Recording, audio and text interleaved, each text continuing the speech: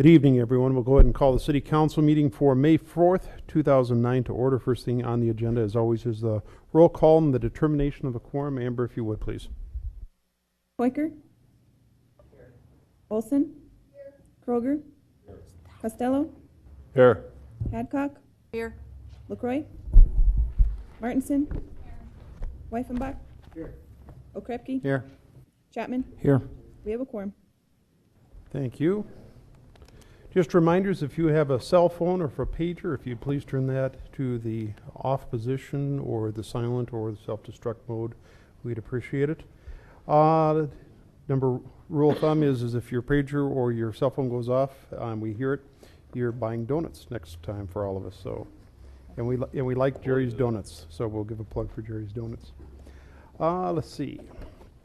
Next thing on the agenda, as always, is the invocation. Let's see, is Gary Johnson here? I don't see Gary Johnson of Dove Christian Center. I don't see him here.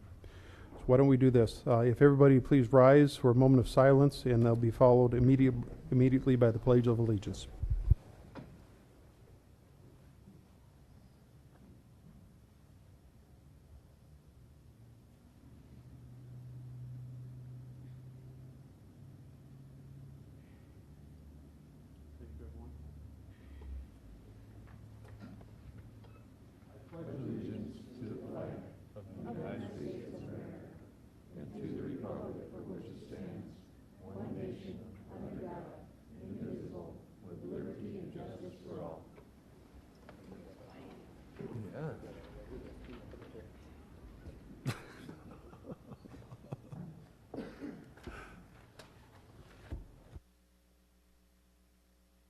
Thank you, everyone. Next thing on the agenda is the adoption of the agenda. Are there any items that need to be added to tonight's agenda? I do have a 93A, which is a notice to enter into a lease with Martinez Boxing Club. I believe that is correct, 93A. We also have a 144A and a 144B. This 144A is a request for malt beverage license for the Doll, and 144B is a request for a wine license for the Doll. Any other items that needed to be added to tonight's agenda, please turn on your light. Let's go to Alderman Malcolm Chapman. Thank you, Mr. Mayor. I'd like to add an item just talking about the downtown plaza that's being talked about a little bit. Okay. Let's call that 130A, if we can, please. 130A. Downtown Plaza, Malcolm. Any additional items? Let's go to Alderman Bill Okrepke. Thank you very much, Mr. Mayor. I guess we're going to have some discussion on the pandemic flu plan that we have, but I'd also, if we can get some updates on what's happening with economic development, what's happening with any talks between the City Council and economic development and those kinds of folks, if we could do that, please. Did you want that tonight? I don't think there's anybody here from economic development, but what are you looking for? Can you speak about it? You're plugged into all that stuff, aren't you? I can. I've got an email from. We'll put it on the agenda, and I'll see if I can Thank answer. 130. You know, you set this. You know, we have a task force that's been operating, and Yep. and it's been going now for a couple months now, and I'd like to have you share what's been transpiring, and if there's any news or anything that's of value to listen to, that'd be great. Thank you. Yep, very good. Any additional items to be added to tonight's agenda? Any additional items? If not, the chair would look for a motion to approve the agenda as published with the additions of 93A, 130A, 130B, 144A, and 144B. We have a motion and a second. Any discussion on that motion? Any discussion? Seeing none, all those in favor signify by saying aye. Opposed? Motion passes. We also need to adopt the minutes for the April 20th, 2009 City Council meeting. We have a motion and a second. Any discussion on that motion? Any discussion? Seeing none, all those in favor signify by saying aye. Opposed? Motion passes.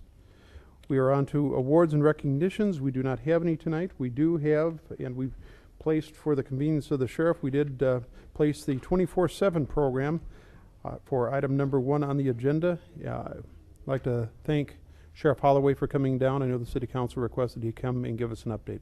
With that, we'll go to Sheriff Holloway. Good evening. I'll just try to bring you up to speed as to where we're at with the 24/7 program. That program first started as a pilot program for the Attorney General in February of 2005. Since that time, there's been approximately 3,000 people enrolled in it, so people have come on and off the program. Currently, we have about 700. I mean, that varies on a day-to-day basis. Of that 700 people, at least as of April 20th was the last time I'd done a breakdown of those people that were on there. There was 47 of them on SCRAM bracelets. It's a bracelet that detects alcohol use. Those individuals that are on those bracelets, some of them come in periodically to have the information downloaded on a computer. Others have that capability at their house, and so they don't have to come back. They only come back when the bracelet is taken off. So they're infrequent people that show up at the program. There was 414 people on the PBTs, a portable breath test.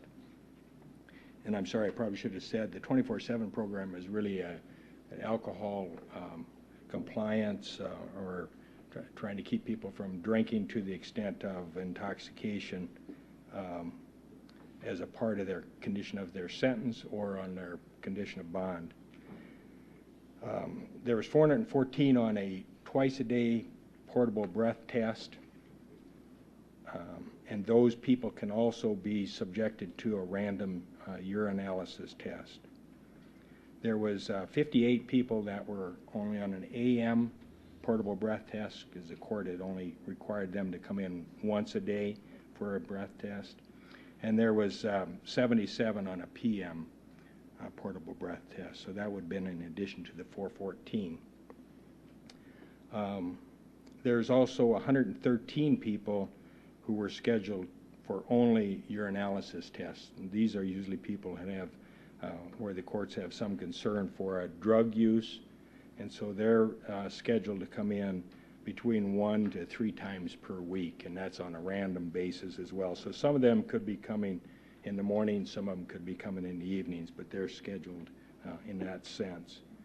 So on that particular day, we had 472 people coming in the AM and 491 coming in the PM for tests. A majority of the people that are on the program are DUI, are charged with driving while intoxicated.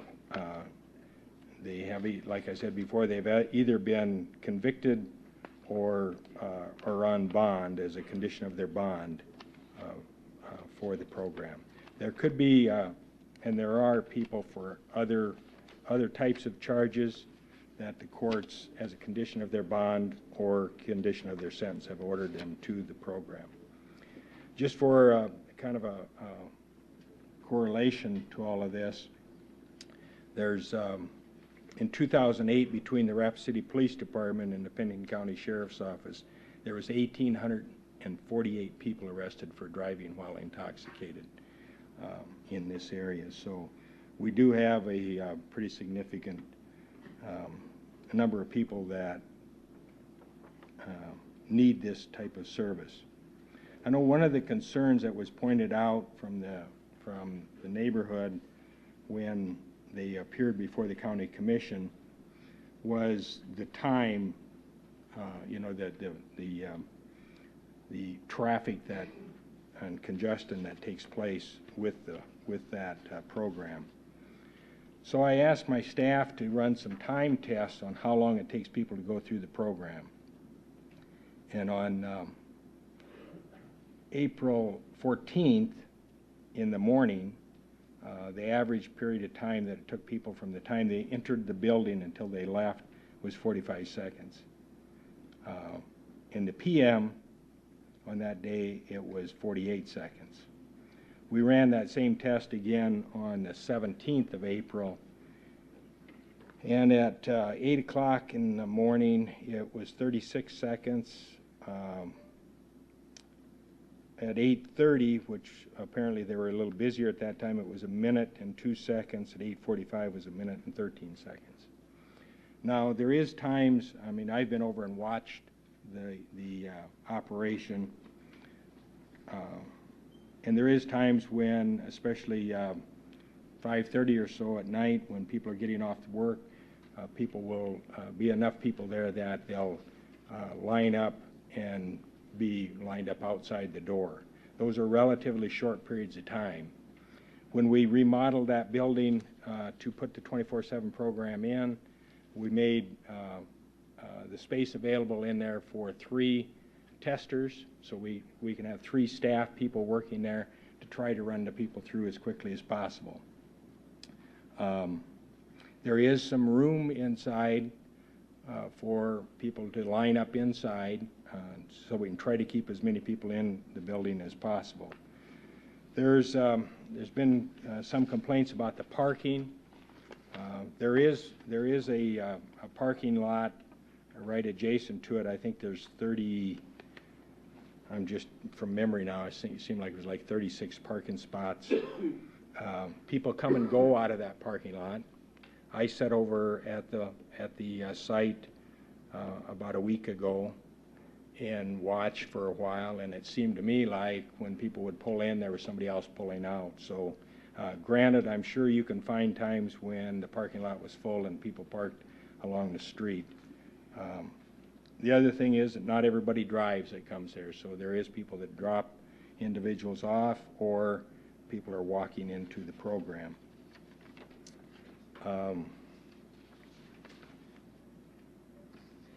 I ran because they were talking about the traffic, so I set our speed board up.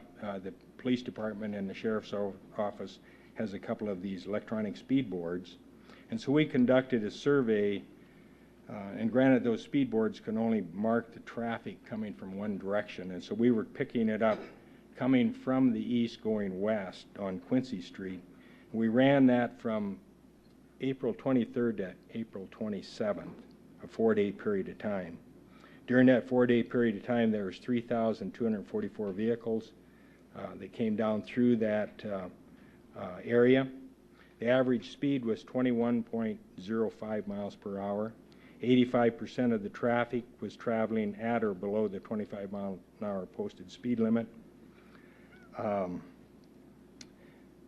During the periods of time that we run 24/7, which is at 5 o'clock at night until 9 o'clock at night, and 6 o'clock in the morning until 9 o'clock in the morning, during those time frames,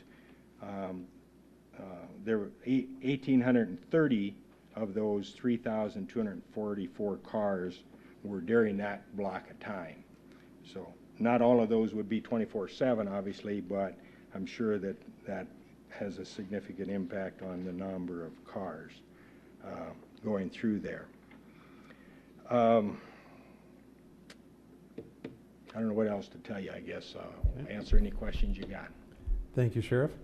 Any questions? Let's go to Alderman Sam Quaker. And just a reminder for everyone, our protocol here is the questions are asked through the chair and the responses are back through the chair. So, Alderman Quaker. Thank you, Mayor.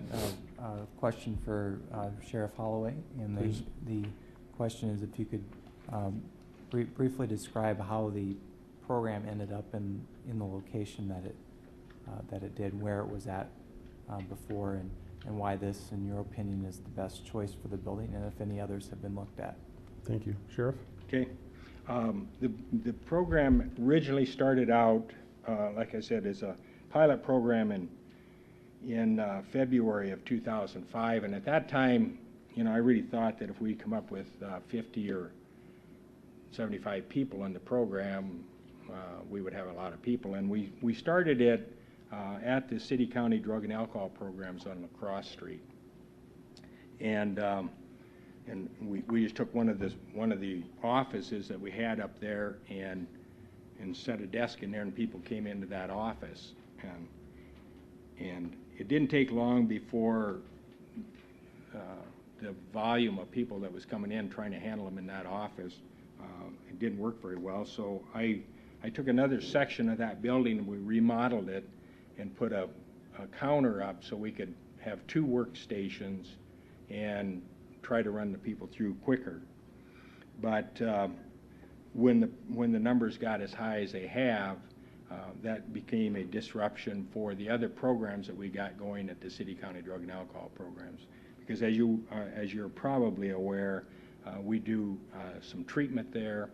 Some of those are evening treatment classes, and plus we're doing assessments and other drug and alcohol programming. So just the number of people that were lining up in the hallways and so on became a disruption for that operation, which then kind of pushed me to try to find another location. I looked around to try to locate a facility. One of the places that I looked at was the Walter Taylor building at the fairgrounds, because there is some open space there. The difficulty with that location was the period of time when the fair is on.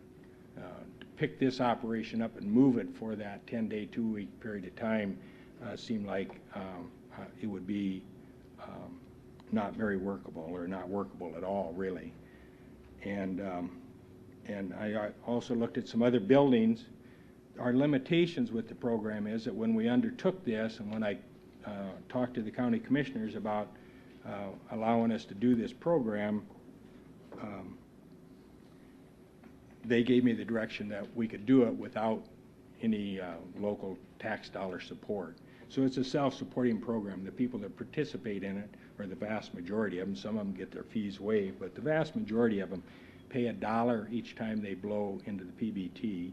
And if they're on a UA, it's $5 for the UA.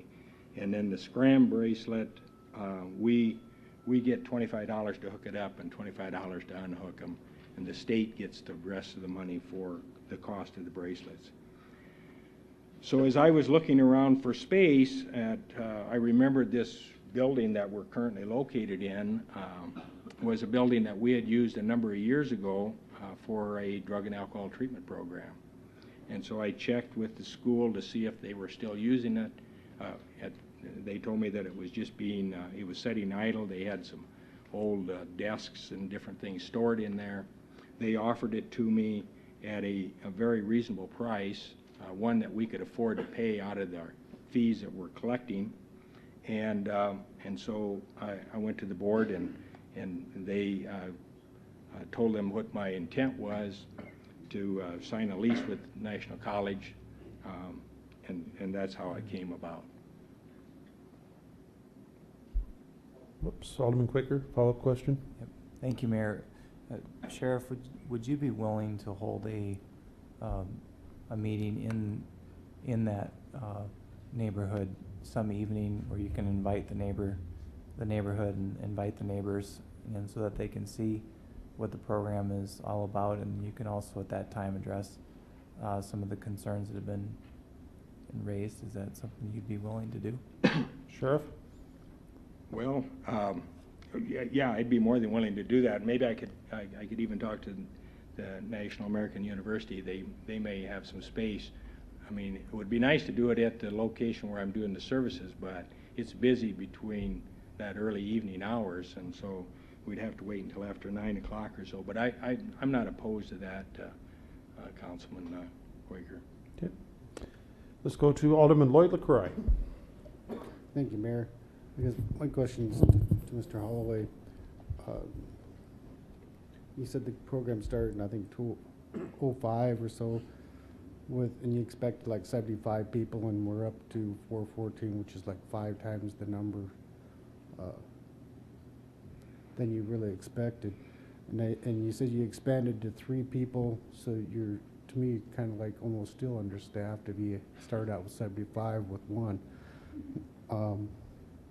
And the only concern I have is, you know, it being a 7-day operation.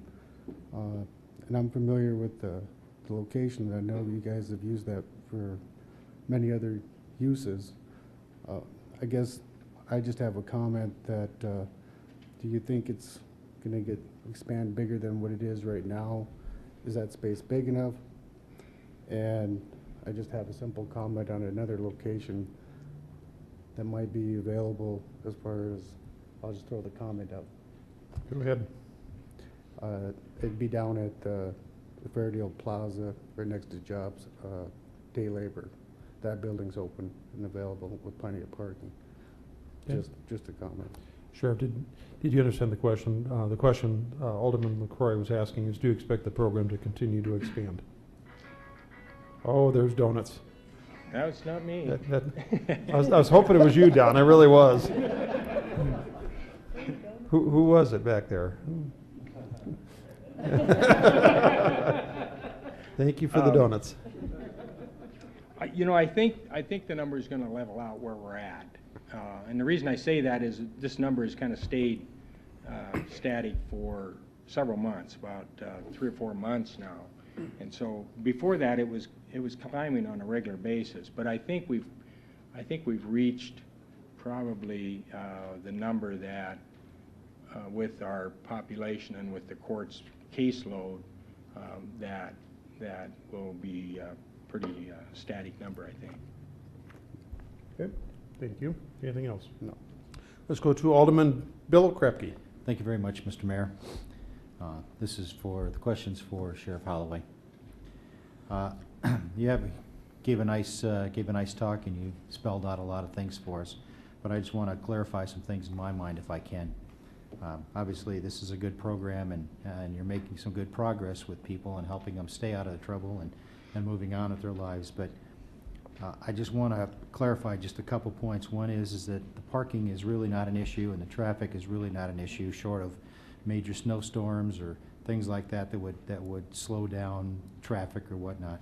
But primarily, the traffic is really insignificantly increased because of this location. And the second part is that you did look around, and I guess this is a question for you. You did a lot of research, and you went around town and tried to find some places to have this in a more appropriate place. But because of locations and cost, this was the best price for this program, which allowed you to keep your efforts in the black and not take any additional taxpayers' money to use this program to help people get out of trouble. So the question is that the parking and traffic is not an issue.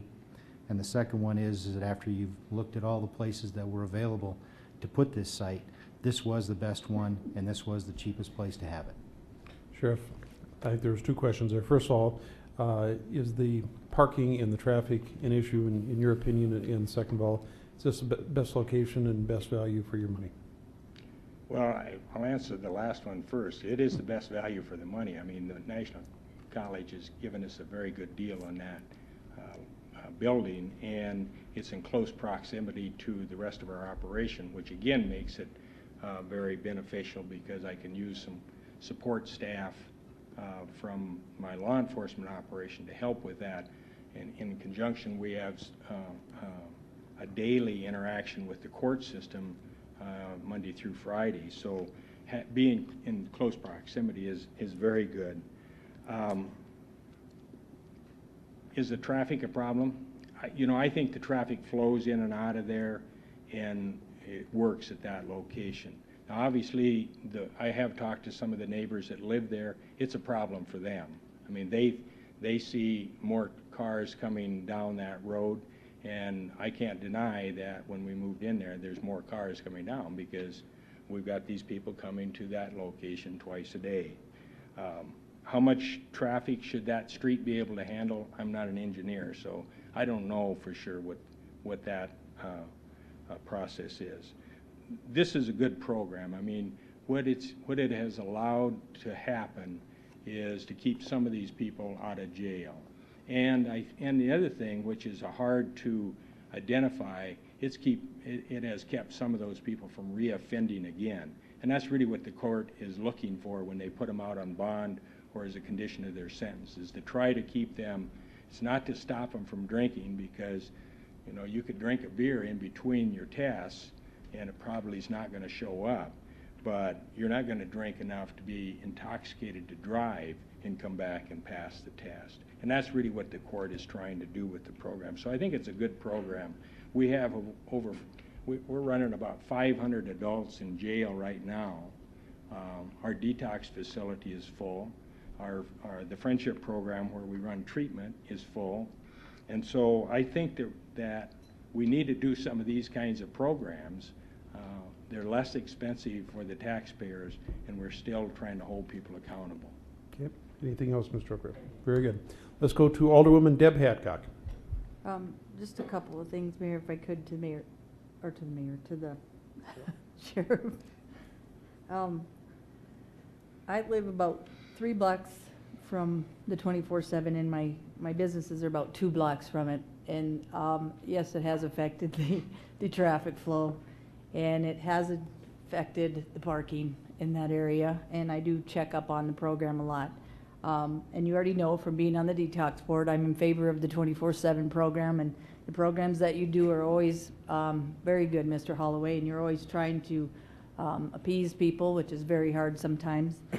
The main thing is the process and procedure, of course, of how we do county to city, and some of the things and how we move programs, or where we're moving programs, and the say that we have in some of these programs. I'm not really in favor of how we do some of that, and maybe with Mayor Hinks, he had brought up a 11-6-21, and maybe we can change some of that process. But I think we can do better in the neighborhood. Maybe if we had to fence it, maybe we had to do some different things. I think the meeting in the neighborhood would be good. Just from seeing like the work release facilities and going to some of these programs once there's been issues with the neighbors and the community, getting people familiar with how this program works so they're not afraid or what's happening with these kind of people, as most people call people. It's unfortunate. We all have people that need help in our community. I guess what I'm trying to say here is I think we can do better. The meeting, I think, will help appease some of the neighbors. You're not going to make everybody happy, but maybe like some fencing and some different things. I think as a city, what's going to need to happen, and I can tell you it might be good for the business with all that traffic flow of 3,240 people and 1,830 at night, might be good for business, but it's not good for the neighbors. So we might be putting some stop signs and doing some things, and in the end, it will cost the city some money to make sure that these neighbors are protected and that the traffic and the health and safety of this neighborhood is going to be able to take this kind of traffic. I guess that's my biggest issue, is how can we do better with the county on the traffic flow, and then making sure, and I know I'll be at that meeting and other council members, just to see kind of how the program works. So I guess my question is did you do any kind of traffic analysis where we can do better in that neighborhood to help what's happening with the traffic flow and the parking? Sheriff? I have not. I will. I mean, if that's something that will help this process along, I would be more than glad to maybe get with the city's traffic department and have them take a look at it. You know, I've had my deputies try to work some traffic in that area, but it's a short residential street, and you can when the patrol car's there, you can see it for quite a ways. So a little bit difficult, but I'm more than willing to do things to try to make it more compatible if in fact we can stay there. And sir, we can set up a meeting for the neighborhood and the people, actually not just for the neighborhood, but for our community, so they can kind of get familiar with what we do with the 24/7. That would be awesome. We do have a lot of nonprofit areas or programs in the area, and they have been really good neighbors. We just want to make sure for our neighbors and for me and my businesses and other people in that neighborhood that we're making sure we're being good neighbors and making sure that people actually know what's happening with this process. I think that makes a big difference for appeasing most people. That was a good suggestion of Sam to bring that up. I was going to bring up something else and then I forgot. I apologize.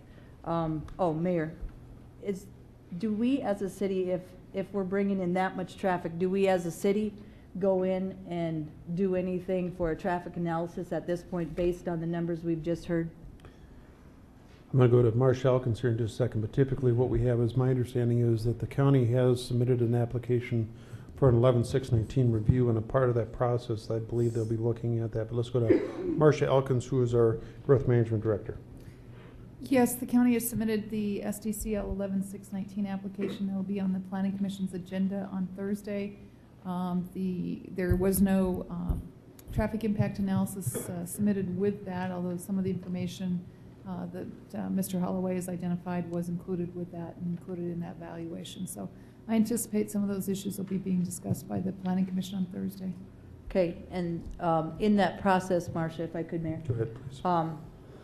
How do we make a difference? Because I know the county can overrule us. How do we make a difference at the Planning Commission or just as neighbors in that area to actually influence some of this so we do end up with a process that works for the neighbors and something that would actually be beneficial, like a traffic analysis, some parking, things that could be changed? How do we do that as a Planning Commission or even City Council or neighbors to make that happen a little, I don't know, how do you say it, so it does happen?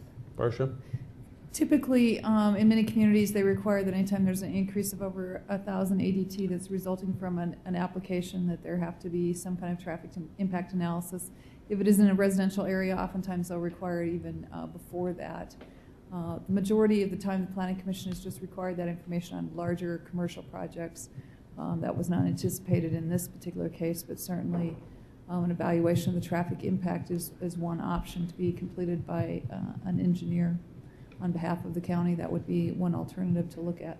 So it would be with the county. Our city people at this point couldn't do this traffic analysis? No, without- that's done by the applicant typically, and then it is reviewed by city staff. Okay. I guess what I'm saying is I think something like this should be done before we actually take this to planning, or not have this at the Planning Commission, so we have some of these questions answered beforehand. So if it is impacting the neighborhood, we can start making that process so it's working a little bit smoother than what it is at this time. I'm going to go back to Marcia.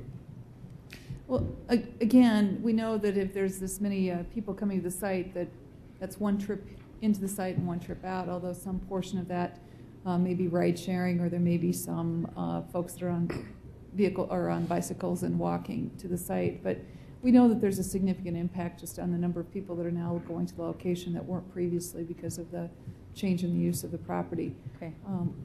I'm not sure that we're going to be able to, I mean, it really impacts the site or it doesn't, based on whether or not the program is there. It's not an issue of do we need signals or something of that nature. Okay. I guess the main issue is just the safety of the neighborhood, the traffic analysis, and some of the things so the neighbors have their question answered. Mr. Holloway, again, this program is a good program. We just want to make sure it's going to be workable for the neighbors, and that everybody's kind of in the know of the process of what's happening in the 24/7 and how it will impact around them and how they can make a difference as well if that's going to help the process. Okay. Let me ask some procedural questions. Anyone wish to speak for Alderman Lloyd LaCroix and Sam Quaker speak for a second time? So turn on your light. If not, we will go to Alderman Lloyd LaCroix. Thank you, Mayor. I just have a comment. Mr. Quaker, that was a good idea to have the meeting. I truly believe, Don, that a lot of people don't realize all of what the sheriff's duties are, all the programs that you do have. You know, I mean, you mentioned the Friendship House, detox, treatment, working with Bureau of Prisons, state parolees, just to name a few. And this program does save the costs, taxpayers' money from people going to jail and parents being without our family without a parent to help support them and so forth. And so I think the program is really doing good. And that's just one of the comments I just wanted to make. When you're, you know, I see what all the programs that Detox does as far as prevention and working with people, and we could do a better job of letting the public know what all's happening out there. And hopefully we can work through this together and help the people in the neighborhood also. Thanks, Don. Thank you. Let's go to Alderman Sam Quaker. Thank you, Mayor. I'd like to offer a suggestion, and I'll offer a motion in just a moment. And one of the things I would like to do, and I realize that we cannot direct the planning commission to do anything. They're an independent public body, but I do think we can encourage the planning commission to set a public hearing at NAU or at a location near that location to hear the concerns in the neighborhood, and then also knowing that your resources are tight, Sheriff, perhaps, and I know ours are tight as well, but we do have good expertise on staff in terms of traffic analysis to offer the city traffic engineer services for the traffic study. So what I'd like to do is I'd like to offer a motion to encourage the City Planning Commission to set a public hearing at NAU to hear the concerns prior to final action on the 11/6/19 review, and to offer the City of Rapid City's traffic engineering services for any traffic studies that may be necessary. That is my motion. Okay, I'm gonna go to our city attorney's office. Just one suggestion, and let's go to Jason Green. Thank you, Mr. Mayor. It's unusual to ask the Planning Commission to hold hearings that aren't statutorily required or required by ordinance. Council can certainly make the request. The Planning Commission does not have to accept the request, is what I'll say. As far as the traffic engineer services, the city certainly has the right to use the traffic engineer to analyze the traffic on city streets. Making them available to the county commission to work at the county commission's behest is something we'd probably need a special agreement for. Okay, let me make a suggestion. I think it may be, Alderman Quaker, it may be more appropriate to actually allow the county to actually set the meeting up, since it's actually their facility, if the sheriff be willing to do that. Yes, I am willing to do it. Okay, I'll very set a good. meeting up and invite all of you and Sure. whoever. If you could provide us with the date so we can actually notice it also and get it forward. Let's go to Marcia Elkins. At the direction of the Planning Commission, every individual within 250 feet of the property have been sent a first-class notice of the Planning Commission meeting on Thursday. It was the intent of the Planning Commission that discussion would happen in that context. So they've already been notified as requested by the Planning Commission. Okay, very good. Okay, we do have a motion on the floor. Do we have a second? Do we have a second? Motion dies for a lack of a second. I assume, Sheriff, that we have your assurance that you'll Yes, I will. you'll go ahead and get a meeting set up. Very good. Let's take a couple more lights here, and then I'm going to go to Alderman Ron Weifenbach, who has not had the opportunity to speak. Thank you, Mr. Mayor. I don't really have any questions. I wondered if there was some folks in the audience that wanted to speak before we started making motions or anything. That's why. We'll actually be going to the general public comment period right after this, so they'll have that opportunity immediately. That's why it was actually listed on the agenda in this order. All right. I think it would be appropriate that they were timely with the sheriff's comments. So thank you. Yep, very good. Let me ask a procedural question. Anyone wish to speak before Alderman Okrepke speaks for a second time? So please turn on your light. Seeing none, Alderman Okrepke. Thank you very much, Mr. Mayor. A couple of questions. While this is still in the process of going through the Planning Commission and coming to us, is this going to any way affect him or the sheriff operating this facility? I don't want to see it stop. That's my point. Let's go to Sheriff Holloway. It'd be our question, wouldn't it? I guess I'm not figuring on shutting it down now.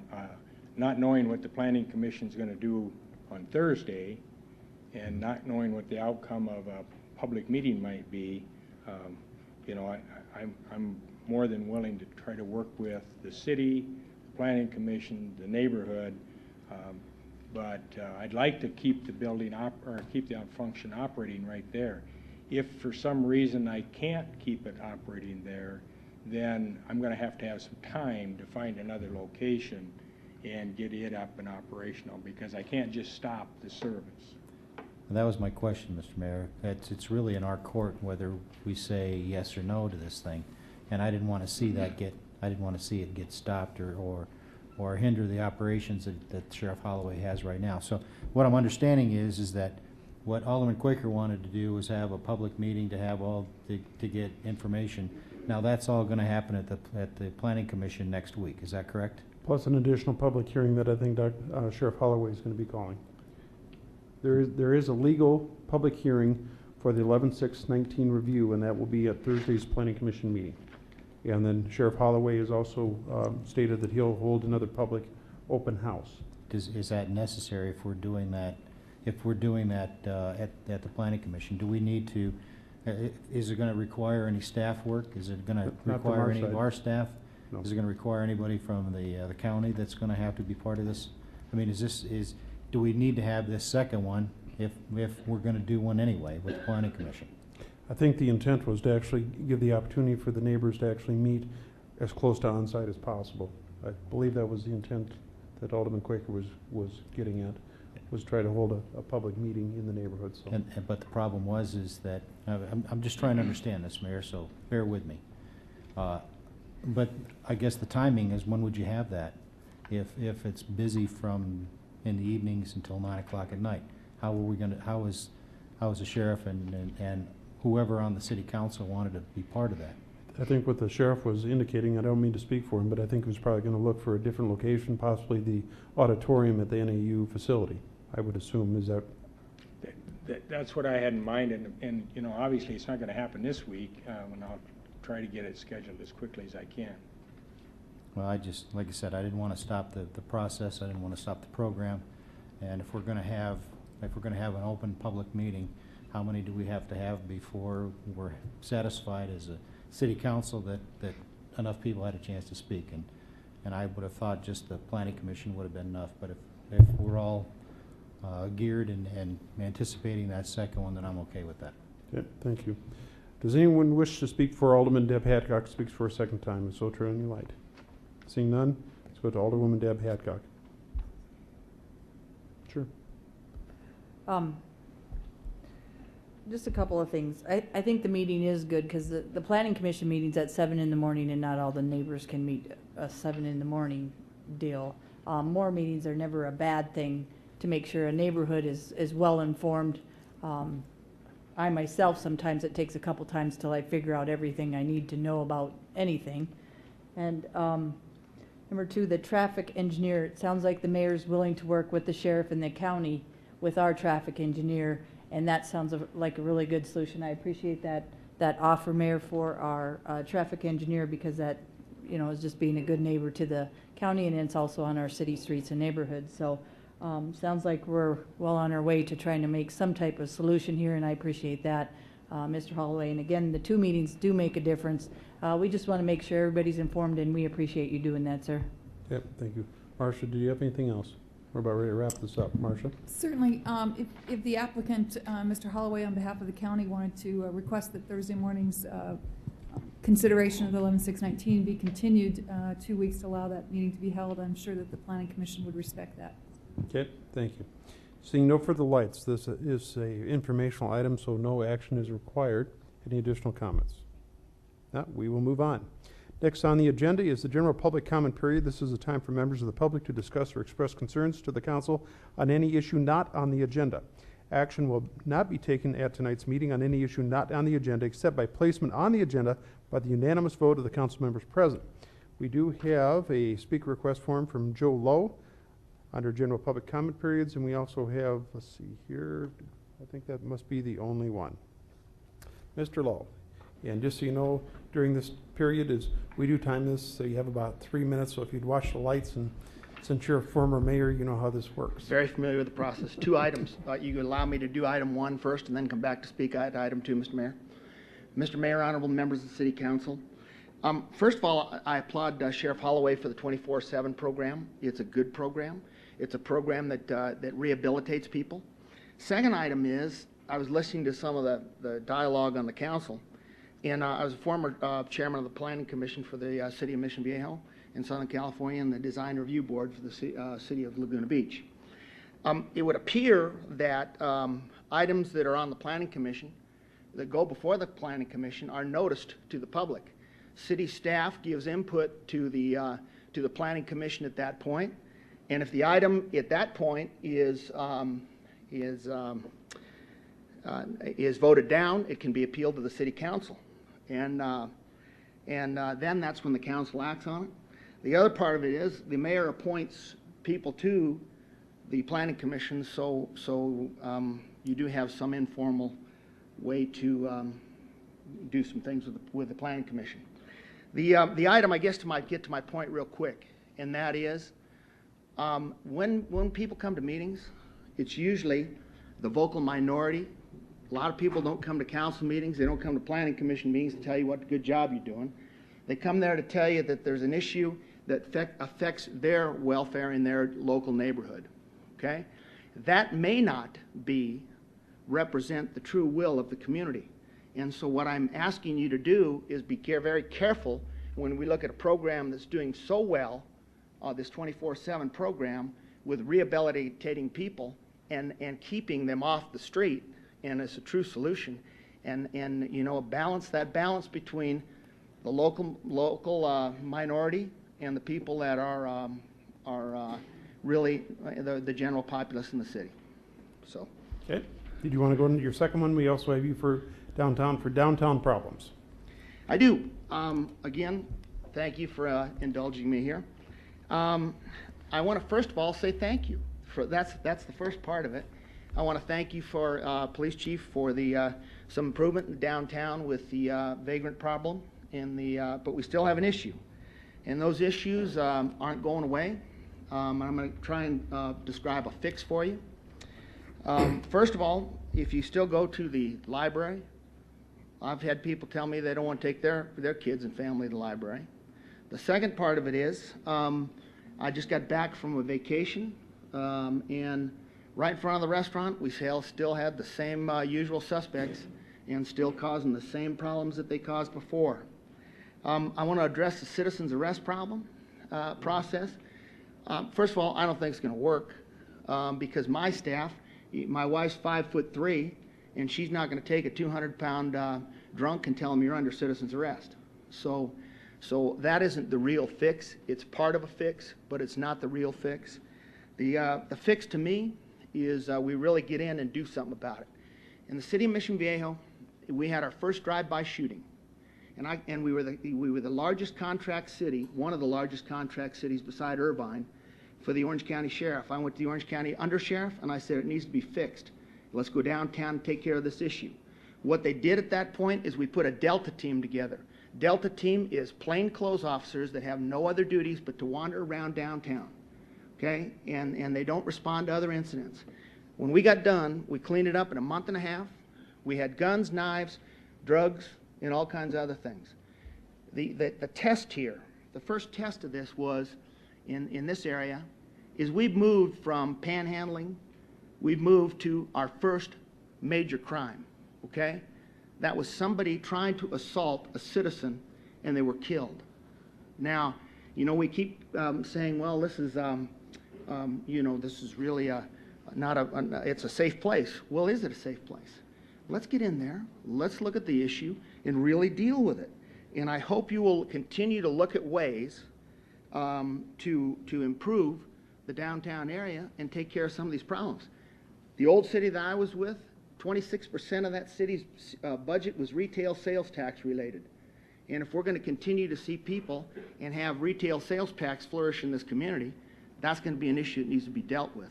The second part is once the crime element starts downtown, it doesn't get better, it gets worse. So I thank you for your time, and I hope we will continue to see some action on it. Thank you, Joe. I do not have any additional speaker request forms for the general public comment period. Is there anyone else that wishes to speak on any item not on the agenda? And that does include if you'd like to speak about the 24/7 program, this would be your opportunity. Anyone else? Seeing none, we will move on.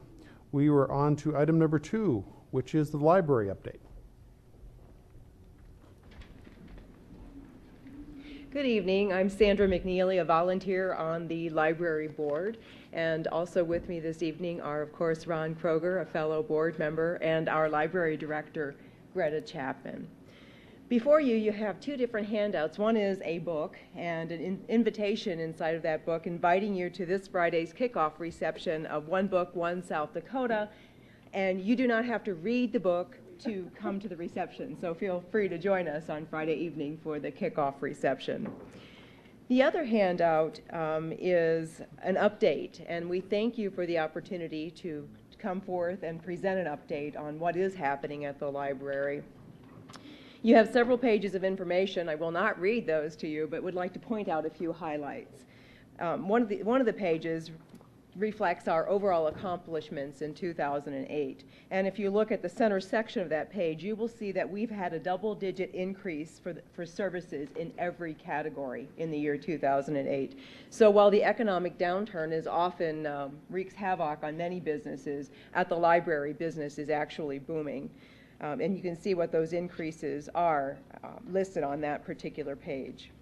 I'd like to also talk a little bit about the downtown library and the north library and what is happening at each of those locations.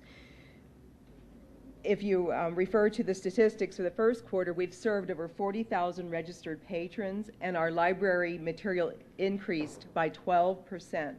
We've had a 26% increase in attendance at programs and events. So again, library services downtown are flourishing, while at the same time at the north branch, we have also increased significant increases since opening. We have exceeded our usage goals. We have an entry count that continues to increase each month, and we expect to exceed that particular goal by November. Our average circulation has reached over 1,300 items a month, and again we expect to exceed that goal by November of this year. So basically on all levels, with the exception of patron contacts at North, we've had a decrease there, and that's primarily because of the increased number of events we had with the grand opening, et cetera. That was kind of an abnormal high level of patron contacts during the opening activities in March. So business is booming at the library. It certainly is challenging to continue to provide the services at the level that are requested and to continue to have sufficient resources and maintain the facilities with those increased demands at the library. Likewise, it's difficult to continue to keep the qualified staff that we need as technology continues to move forward at a rapid pace. And as you witnessed from our presentation at the previous update that we gave, much of the service that we provide is based on technology. So while the numbers look great, the challenges are to continue to meet those increasing demands. Now, if there are questions, maybe Ron or Greta would like to take those. Just kidding. Any questions? Well, two things I want to point out. First of all was the fact that on your little handout here, USA named our public library as one of the 10 great places to find a nook and read a book. I mean, that is quite a kudo to be recognized nationally. And the other thing is, I got to make a plug. I didn't even have to color my hair. The mayor's challenge to sign up new card holders. We reached over 1,200. What was our goal? 1,000 or was it 900? I know it was dramatically over that. So that turned out to be every year that keeps going higher and higher. And it's great to see those kids getting our cards. Let's go to Aaron Costello. Thank you, Mr. Mayor, and thank you, Sandra, for this update on the library. You mentioned that it's difficult to keep qualified staff up to date with the technology. What help do you need to teach them, to keep them updated? I probably would like to defer that actually to Greta since she works directly with the staff. Okay. Greta, identify yourself for the record, please. Greta Chapman, I'm the library director. One of the things that we've done recently in the last year is to take a look at our orientation and training, as that's been one of the challenges when we bring new folks on to the staff. And so our internal procedures have been updated, as well as we team existing staff with new staff members, and those staff members also meet with management on a continual basis. So we've stepped up dramatically the training, because labor market is such that less than 5% of the staff that we hire come to us with any experience in library skills. So 95% of the people that we hire do not have either a background or education in library skills. Yep, thank you. Anything else? Yes, one follow-up, Mr. Mayor, if I may. Greta, are you able to handle most of the training in-house, or is that for the training of the new staff? Greta? It's twofold. Actually, it's three. Between having what we call too as a teammate for the one-on-one, we also have internal training, and actually it's four. We have online webinars, and the other aspect is the state library does provide a level of support. So we have a number of different levels that we provide for support. So it's both internal and external. Okay, thank you. Thank you. Let's go to Alderman Ron Kroger. Thank you, Mayor. Greta, Mr. Lowe stepped out of the room, but could you briefly discuss his comments regarding the safety at the library? I know the board and yourself have had concerns about that, and I know you've talked to Chief Allender on numerous occasions about it. So could you just fill in the council, please? Greta? Mayor, there's a number of different things that we've taken a look over the course of the last year to certainly account for the safety and the comfort and the conversation with the community about those concerns. In particular, we've identified a need for staff development in the area of personal safety training, not only for themselves, but to be able to assist others. We've also initiated what we've identified as a welfare check. So if there is some concern, either through the public or through a patron, that staff is made aware, and as well as keeping aware of the surroundings. If there should be a question as far as a person's mobility or their use of the services, again, keeping in mind the equity and the availability for all members in the community. I would just add statistically, of the 2,302 intoxication calls within the city, 17 of those were at the library for 2008. So as you can see, there's a dramatic difference between the perception and the problem, but that still means that we have to continue the education as well as provide those resources. Law enforcement is working with us on a personal safety training. I think that's a conversation that's been talked about as well in the downtown area. So we're looking at around an average of 1,500 people a day, over 40,000 people so far this year. And again, statistically, we're looking at 17 intoxication calls last year for the entire year. Okay. Ron, anything else? Very good. Any other questions? If not, thank you. Appreciate it.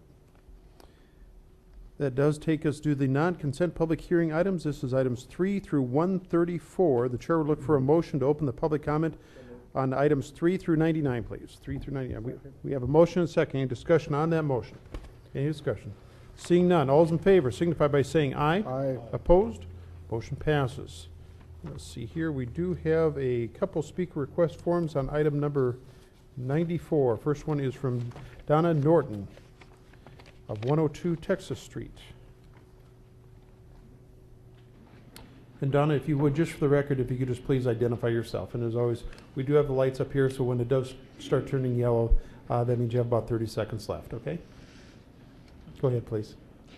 My name is Donna Norton. I represent Martinez Boxing. I'm a mom, first of all. Second of all, I'm treasurer of the Martinez Boxing Club.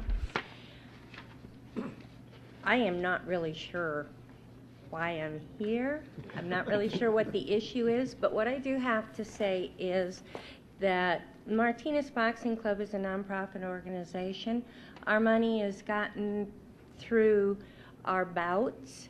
We also receive money through mostly family donation. My husband can tell you that. Our boxing club, like I say, is nonprofit. Our kids are from all over Rapid City, Box Elder, and the Ellsworth Air Force Base. I have two 13-year-old adopted boys who, one was a little chunky punky, and he was not thin enough to run. He was not tall enough to play basketball.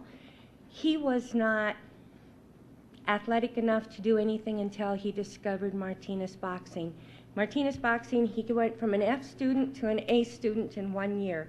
He dropped 36 pounds in 7 months.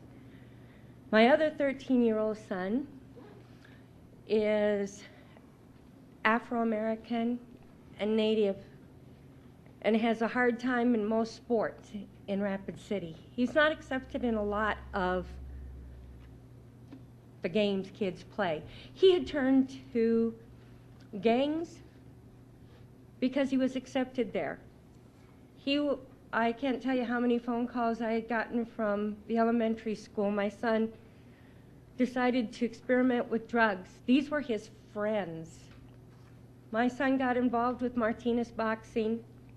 He's a B student today, and he's proud of what he's done. Both of my sons have taken head trophies for the Olympics, for Golden Gloves, for Silver Gloves, and for international. If it wasn't for Martinez Boxing, my sons would be on the street, and they would be, I'm sorry to say, but probably in trouble. We have other kids in our club who have written letters. They're framed. They're in the Martinez Boxing gym thanking our coach, Eddie Martinez, because without him, these kids would be in the street. One of my favorite things to say when I'm trying to get money to pay our utility bills is if our kids aren't in the gym boxing, they're going to be in the street beating up your grandkids. Another, real quick, I know my light came on red, but another thing I'd like to do is on the 16th of May, we are having at 1 o'clock our awards banquet. Our awards banquet is to honor our kids who this year, and we'd sure like for anybody who'd like to come down and see. Thank you. Thank you, Donna. And just, the item number 94 is to authorize the mayor and the finance officer to sign a lease agreement between the city of Rapid City and the Martinez Boxing Club. In essence, a renewal of your lease. That's what's on the agenda tonight. So I didn't have to tell you any of that. What is that involved in? We just. Want to erase it? My name is Terry McLaughlin. Okay, Vice Terry, President you're for the- next on, so. Yes, okay. Go ahead, please, Terry, if you'd identify yourself for the record. Okay, my name is Terry McLaughlin. I'm the Vice President for Rapid City Martinez Boxing. And I guess mine is just the issue of what do we do with this lease agreement. I guess we do this every so often, but is there any changes or what's involved? I don't believe so. I'm looking right at it, and it looks like it is a terribly expensive lease at $1 per year. Okay, that's what I thought. I'm going to go to Jim Preston. Are there any major changes in the lease? Or let's go to Jerry. Are there any major changes in this lease? No, virtually the same lease. Okay, just pay our $1 and on our way, yeah? Yep. Very good. Yep. Thank you. Very good. Thank you, everyone. Any further discussion? I do not have any additional speaker request forms on items 3 through 99. Anyone else wish to speak to any items 3 through 99 inclusive? If not, the chair would look for a motion to close the public comment period on items 3 through 99, please. Second. We have a motion and a second. Any discussion on that motion? Seeing none, all those in favor signify by saying aye. Aye. Opposed? Motion passes. We are on to the consent calendar. This is items 3 through 99. Any items that, is there any items that need to be removed from the consent calendar? If so, please turn on your light. I have items 76, 90, 94, and 95. Any additional, please turn on your light. Go to Alderman Sam Quaker. Item 50 and 66 through 68, please. 68, got it. Let's go to Mike Shad, Assistant City Attorney. Mr. Mayor, I believe you indicated we need to pull 93A. 93A, correct? Got it. Yep. Okay, any additional? Let's go to Alderman Bill Okrepke. Thank you very much, Mr. Mayor. I'd just like some updates on number 70, please. On number 70. Okay, very good. Any additional items? So far, the motion on the floor will be to approve the consent calendar, items 3 through 99 inclusive, with the exception of 50, 70, 76. I'm going to revert back here, my apologies. 66, 67, 68, 90, 93A, 94, 95. Any additional items to be pulled from the consent calendar? If not, the chair look for a motion to approve the consent calendar Okay. Okay, we have a motion and a second to approve the consent calendar, items 3 through 99 inclusive, with the exception of 50, 66, 67, 68, 70, 76, 90, 93A, 94, and 95. Everyone clear on that motion? Okay, seeing no further discussion, all those in favor signify by saying aye. Aye. Opposed? Motion passes. We are on to item number 50. And Alderman Kroger, could you please read that in? It's a Public Works item. Item number 50 is acknowledge the report on the Brooks Act. And Mayor, if we could we turn this over to Mr. Ellis? I was going to say, why don't you make a motion to acknowledge, and that way we can start the discussion. I'll acknowledge, move to acknowledge Okay. the report. We have a motion and a second to acknowledge. I'm going to go to Alderman Bill Okrepke. Do you have a question? You just want an update? Okay. Let's go to Mr. Ellis.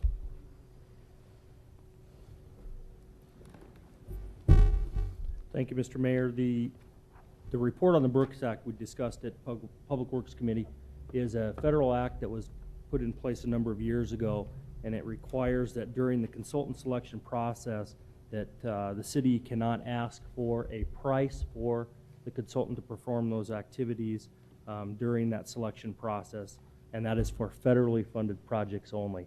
Price enters into the equation after a top-ranked consulting firm has been selected, and we begin negotiating the price for the cost of providing those services. Yeah. Thank you. Any discussion or questions? Motion on the floor is to acknowledge. Let's go to Alderman Sam Quaker. Thank you, Mayor. I think this is an appropriate time to remind the council and the community that the consultant selection process that was adopted a number of years ago, after being rewritten in a committee that included Leonard Swanson, Jim Bell, Martha Rodriguez, myself, and a few other people, that new process, or that process does include consultant selection oversight committee, which any member of the community or city council can request a hearing in front of that committee to have questions looked into regarding the process. So I think that is the appropriate venue at this point for the concerns that have been recently raised. I did ask the other day that committee be convened to hear the recent concerns that have been raised, and I believe that is in the process of being done. That committee has not met in quite some time, and I think that is to the credit overall of how the process has worked. But like with any process, it needs to be reviewed. Concerns have been raised, and they should be addressed. So I look forward to finding out when those hearings will be held. Thank you. Thank you. Just for clarification, looking at the language actually that was adopted, I believe that what needs to happen next, Alderman Quaker, is that there needs to be a request in writing to this committee. So that would be the appropriate avenue if you just submit a... Oh, you did? Okay, it is in. Okay, very good. Thank you, everyone. Any further discussion? Motion on the floor is to acknowledge. Seeing none, all those in favor signify by saying aye. Aye. Opposed? Motion passes. Thank you, everyone. That gets us to item number 66, please. And Alderman Quaker, could you please read that in? Item 66 is to authorize up to $120,000 of 2012 funds for a design plan of the soccer complex, and any additional funds over $120,000 will be paid by Saco Rapid City. Yield to the floor. Okay, do we have a motion? Move for approval. Do we have a second? Second. Okay, we have a motion and a second for approval. Discussion on that motion. We're on item number 66. Let's go to Alderman Sam Quaker. Thank you, Mayor. Item 68, I realize, is 2 items down from this one, but I think it is appropriate to ask Mayor for if the financial statements and information is available. I have not seen that information. I believe they're actually in your blue packet. Okay. Could that information be presented to us prior to the vote on this item? Can I offer a motion to continue this until after item 69? Appropriate motion would be to move this item on the agenda to immediately follow item number 68. And if you want to make that motion, we'll look for a second and take a vote on that. I'll offer a motion to continue this item until after 68. Okay, we have motion and second to take this item after immediately following number 68. Discussion on that motion. Anyone have a discussion on that motion? Let's go to Alderman Malcolm Chapman. Thank you, Mr. Mayor. I don't have a great heartburn over the motion that's on the floor, and I'll support the motion. But what we asked the soccer community to do was to deliver their financials to the council. And at Legal and Finance, we said, well, they think that they could have them here by May 4th. So they're here tonight. But in staying true to, I guess, our policies and procedures and the rules of the council, what we've done tonight by approving, if we approve item number 68, is that that's when the formal request would come for them to deliver them. So they shouldn't even be here tonight. The financials didn't have to be here tonight. So to delay item 66 or 67 because of item 68, I think that's a little out of order. But I will support the motion on the floor just to see where this heads. But I think the soccer community has done everything that we've asked of them thus far. Okay. Motion on the floor is to continue item number 66 to immediately follow item number 68. Any further discussion on that motion? If not, all those in favor signify by saying aye. Aye. Opposed? Motion passes. Let's see, Alderman Quaker, could you please read in item number 67, please? Item 67 is to acknowledge that $3.8 million in 2012 funds in the land designated for the soccer complex is the extent of the city's participation for the project. Yield to the floor. Can we have a motion, please? Second. We have a motion and a second for approval. Discussion on that motion. Let's go to Alderman Sam Quaker. We're one item away from 68. We have the information in front of us. We haven't had a chance to process it. If someone could please explain, this information that's in front of us, I think that that's appropriate. So Yeah. I'm disappointed with all the resistance and the lack of explanation. So I'm not sure why that this is such a big deal. So can we just have an explanation of the financial statements? We're actually on item number I know 67 right that. now. So and that is actually listed as item number 68. So we need to deal with the motion on the floor. Yeah, I'd Unless move there's to a continue until after item 68 so we can hear the presentation. You can certainly make that motion, Alderman Quaker. Was that a motion? Yes, it was. Okay, do we have a second? Do we have a second? Motion dies for lack of a second. So we're on to item number 67. And the motion on the floor is to acknowledge that $3.8 million in 2012 funds in the land designated for the soccer complex is the extent of the city's participation in the project. Discussion on that motion. Seeing none. All those in favor signify by saying aye. Aye. Opposed? No. Motion passes with one no from Alderman Quaker. Now we're on to item number 68. And Alderman Quaker, if you could read that in for us, please. Thank you, Mayor. Item 68 is to request the soccer community to deliver their financial statements for 2008 to the City Council on May 4, 2009. Move approval. Okay, do we have a second? Okay, we have a motion and a second for approval, which is the request for the soccer community to deliver their financial statements for the 2008 to the City Council on May 4th. Discussion on that motion. Let's go to Alderman Sam Quaker. Thank you, Mayor.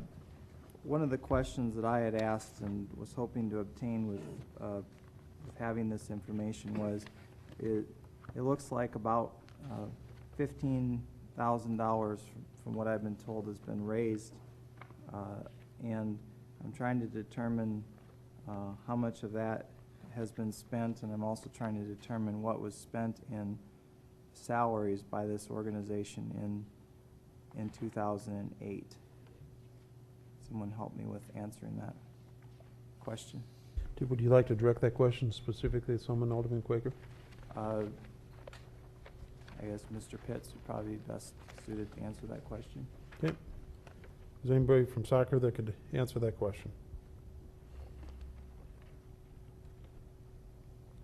If you could identify yourself for the record, please. Brian Pitts. Were you Did you catch that question? Would you like it repeated? I would like it repeated, please. Mr. Quaker, if you would, please. As in summary, is how much money was raised last year by the organization, and how much was spent in salaries. Okay, Mr. Pitts. To answer the question of the council member, last year I believe there was about $15,000 in monetary donations. That does not include other work that was contributed to the project thus far. And the executive director, myself, was paid $1,500 in January, February, March, April, May, June, July, and August. So if my math is accurate, which it is not always, that is 8 months times $1,500, which in my mind, I don't like doing math, but I think it's about $12,000. Okay, Alderman Quaker, you still have the floor, sir. Thank you. I appreciate having the information provided. I wish it had been provided with enough time so that the council could have had an opportunity to digest it more. But I'm sure there will be more opportunities to ask additional questions. I do want to remind the council and encourage consistency. And I want to remind the council that when ATA came forward, we asked for a business plan and an updated business plan and an update to the update.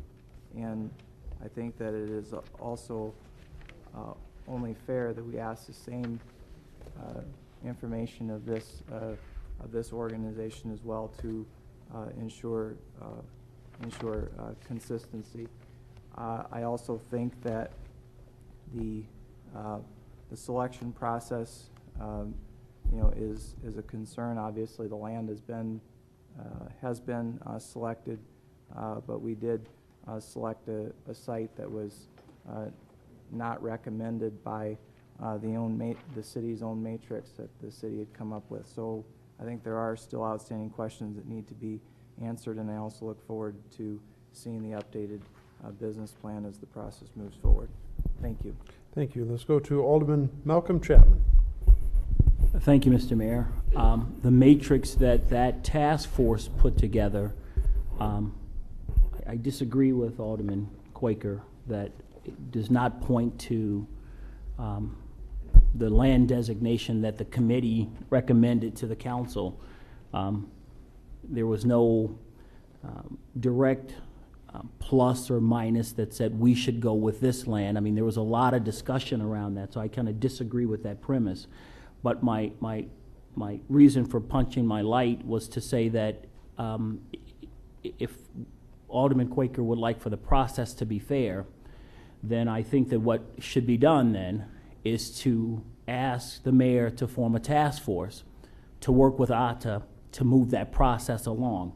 That's what has happened with the soccer community, and that's why the process has moved along from that point of nothing going on in terms of 2012 and the soccer community to this point where the council has approved various items, and now the goal of the city, I think, should be to put soccer community in the best light that they can to now do what it is that they have to do. And they understand that they have to raise a lot of money and that the task before them is still pretty daunting. But we as a city have done what we're supposed to do in terms of putting them in that position where they can move forward. That's what that task force was charged with. ATA, to my knowledge, that process has not moved forward. So if we talk about fairness, point a task force to help move that process along. I don't think just asking for a business plan does it. So if you want to talk about fairness, appoint people from this council, appoint people from that community, the ATA community, to then get on board and move that process along. The way these processes move forward is that people get in there and they go to work. That's why the soccer processes move forward. Those are my comments. Thank you. Motion on the floor is for approval of the request that the soccer community deliver the financial statements for 2008 to the City Council on May 4th. And I think we can also include in that motion the recognition of the delivery of those finance reports. Any further discussion? Motion is for approval. Seeing none, all those in favor signify by saying aye. Aye. Opposed? Motion passes. Item 66, please. Item 66 is authorize up to $120,000 of 2012 funds for design plan of the soccer complex, and any additional funds over $120,000 will be paid for by Soccer Rapid City. Move approval. Second. We have a motion and a second for approval. Any discussion on that motion? Let's go to Alderman Malcolm Chapman. Thank you, Mr. Mayor. At Legal and Finance, I asked our Public Works Director, because the question came up at our last soccer task force meeting, which was brought up by RJ, about any thoughts about looking at well development, and should that be a part of this $120,000 for design, or should that be left separate to something that the soccer community themselves will pay for? Let's go to Robert Ellis. I think that that would be an appropriate thing to do at this point in time. It is a preliminary study. It would be good to know what kind of production you can get out of that well. My guesstimate is it's probably going to be $5,000 to $10,000 endeavor to go out there, maybe do a test well and just see what kind of production we can get. Mr. Mayor? Please go ahead. I don't know if I need to make an amendment or a substitute motion, but I would like for the record to show that that is a part of this, the other information that our Public Works Director brought forward in terms of looking at that preliminary design. Yep. Let's go to Alderwoman Deb Hadcock. Malcolm, just a question, if I could, to Malcolm Chapman. Go ahead. How many meetings have you had on soccer, Malcolm, since you've been on this task force? Malcolm, would you like to answer that? I'm kidding. Sure. It's been a bunch.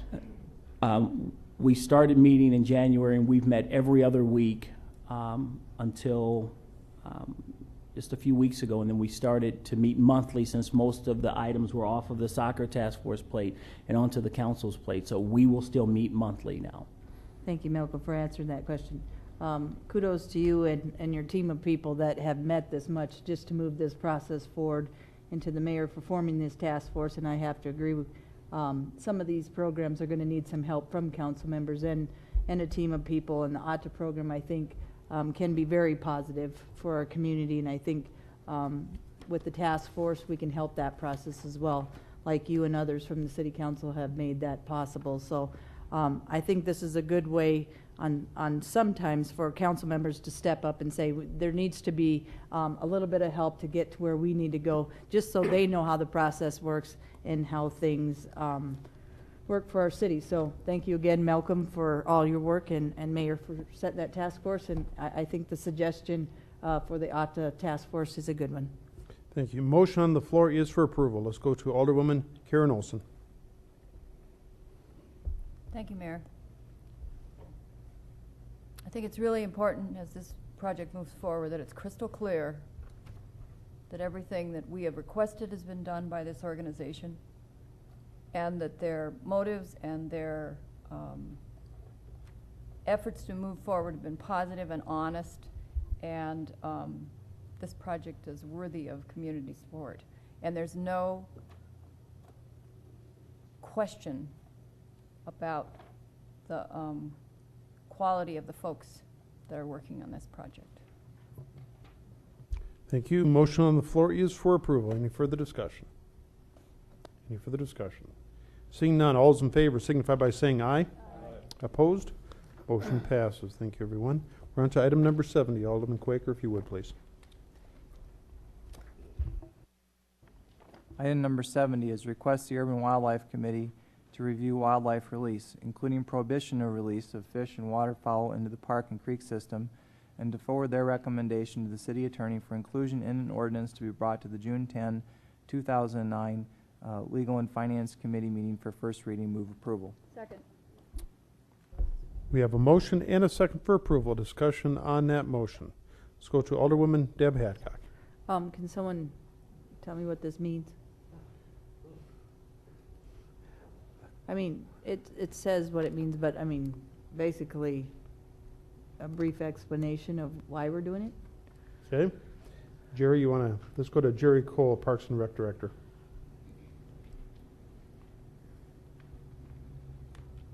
Thank you, Mr. Mayor. If it comes about, this ordinance would be against the law to take domestic ducks and geese and enter them into the Canyon Lake or anywhere in the Rapid Creek area, as well as domestic, not so much domestic fish, but goldfish, those type of fishes that get into the creek system and cause havoc. Okay. And we're just thinking, you're just looking at it right now, if there needs to be a fine or what really. And have you had a request by many people that are thinking that these are big issues? Mr. Cole. This would be just part of the general plan, overall plan for the wildlife in the city. Okay, but I'm just asking you, have you had a lot of people say that that's an issue in Rapid City? We haven't had a lot of people say that it was an issue, but we have a lot of domestic geese and ducks in Canyon Lake Park. Thank you, that's my question, thank you. Motion on the floor is for approval. Let's go to Alderwoman Karen Olson.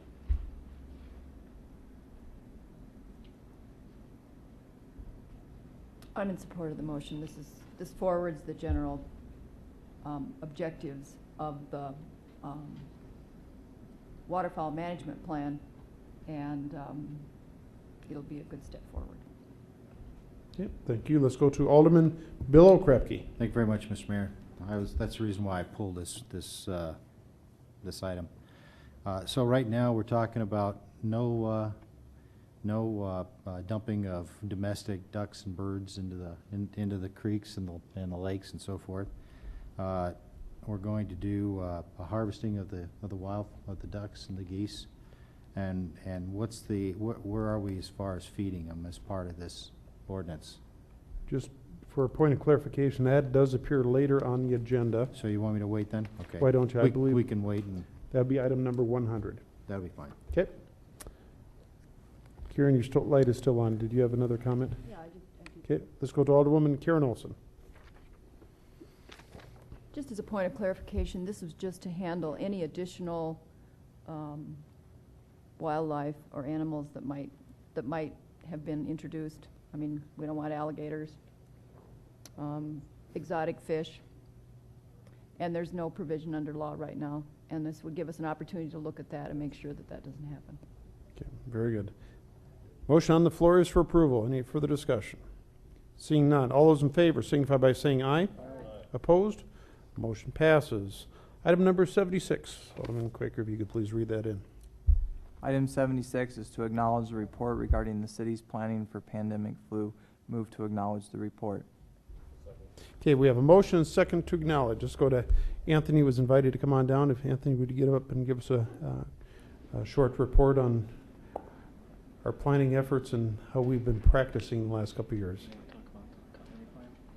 Could you go ahead and start? Yeah. And Anthony, if you'd identify yourself for the record. Anthony Carbajal, Rapid City, Pennington County Emergency Manager. I'll start out by talking about our point of dispense, the county point of dispense plan that we have, which I believe the task force was before I arrived here, but actually I'll start out by commending the task force by putting together such an excellent continuity plan and point of dispense plan. It's one of the best plans, better plans that I've seen in the area. A lot of plans get put on the shelf, collect dust, and never get used, or you're more confused after reading them than when you start. This plan is very simple, it's very direct, and it's very useful. Our point of dispense plan requires us to, or gives us the ability to vaccinate 100,000 people within a 48-hour time frame. One of the two different things that we have are an open pod and a closed pod. The open pod would be open to the public. A closed pod, we would target different locations like nursing homes, possibly large businesses where we can go to that location and be able to vaccinate without bringing a large group down to one of our two locations that we've identified as the Civic Center and also as the County Fairgrounds. The last three exercises that we have put on over the last 3 years, exercising our point of dispense, required anywhere from 300 to 400 volunteers to make this happen.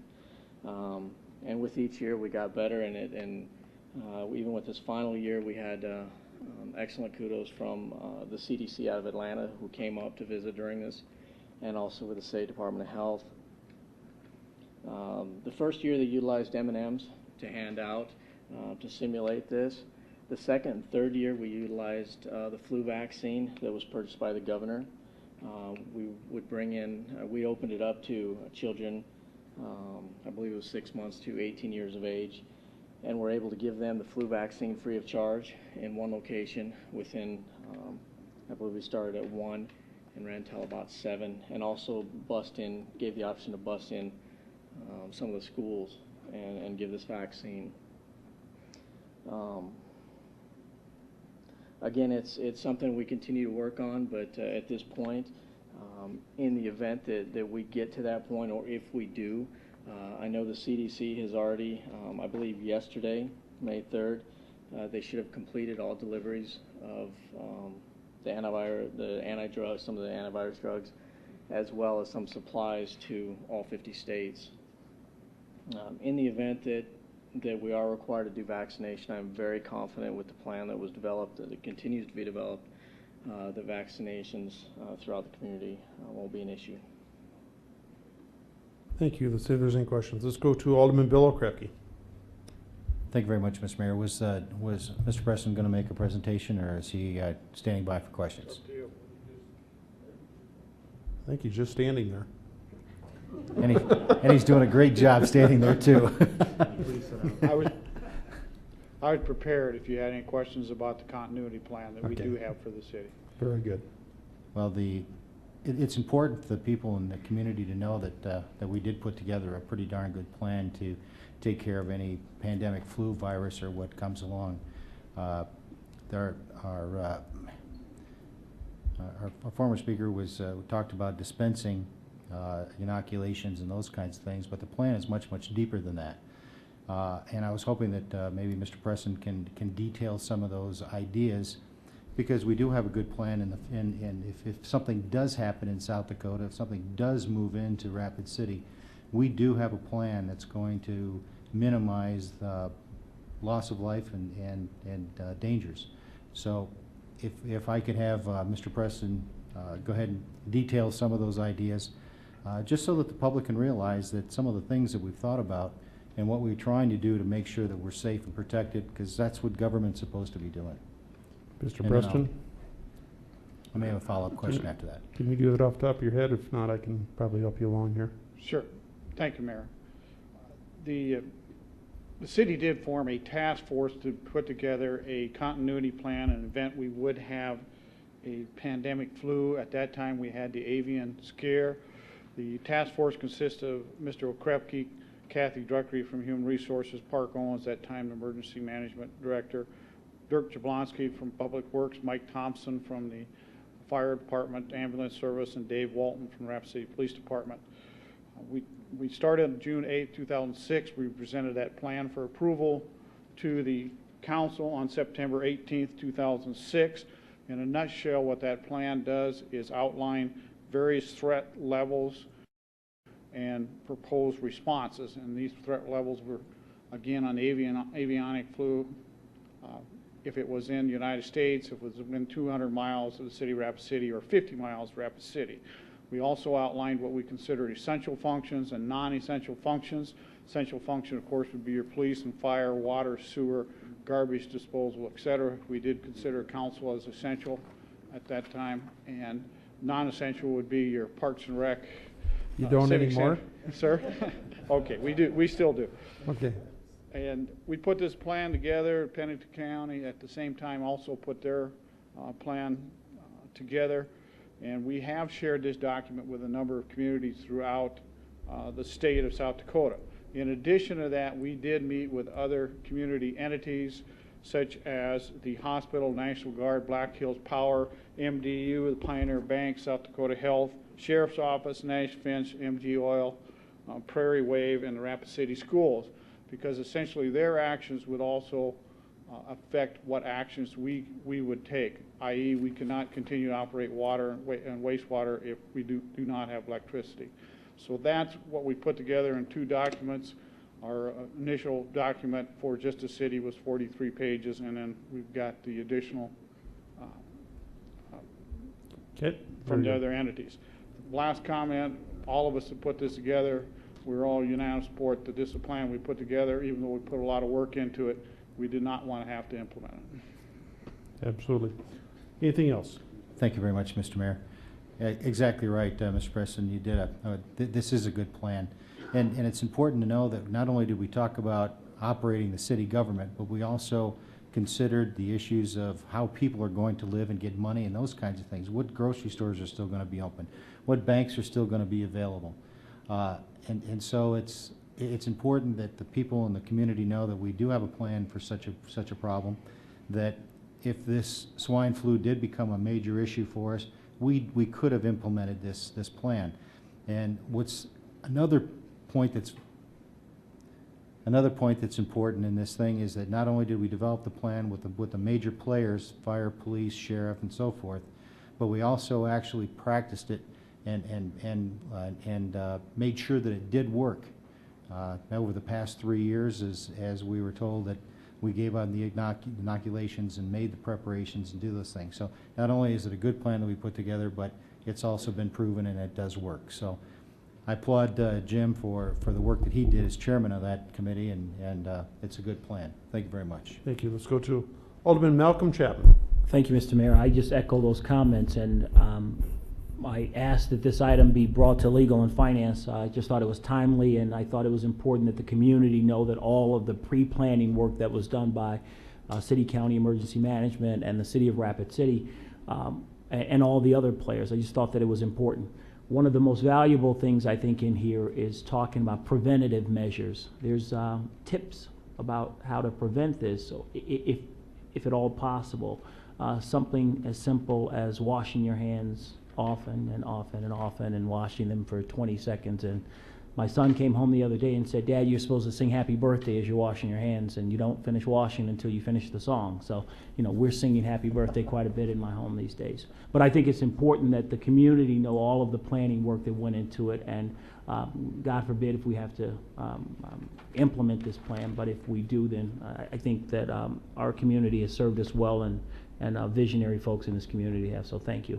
Thank you. Motion on the floor is to acknowledge the report. Any additional discussion? Seeing none, all those in favor signify by saying aye. Aye. Opposed? Motion passes. Thank you, Anthony. We're on to item number 90, please. Alderman Quaker, if you please read that in. Item number 90 is authorize mayor and finance officers to sign life safety fund loan agreement with 10 Sleep LLC for an amount not to exceed $78,880 or 80% of the actual cost, whichever is less, for the installation of fire suppression system in the Fairmont Creamery, with the stipulation that a letter of credit or mortgage be received prior to any city funds being dispersed. Move approval. Second. We have a motion and a second for approval. Any discussion on that motion? Let's go to Mike Shad. I just wanted to let you know that there is a hard copy on the dais for everybody. All right. Reason this got pulled was there was no link online, so we pulled that just so everybody was aware of that. Motion on the floor is for approval. Any further discussion? Seeing none, all those in favor signify by saying aye. Opposed? Motion passes. That takes us to item number 93A, which is a notice to enter into a lease with the Martinez Boxing Club. Move approval. Okay.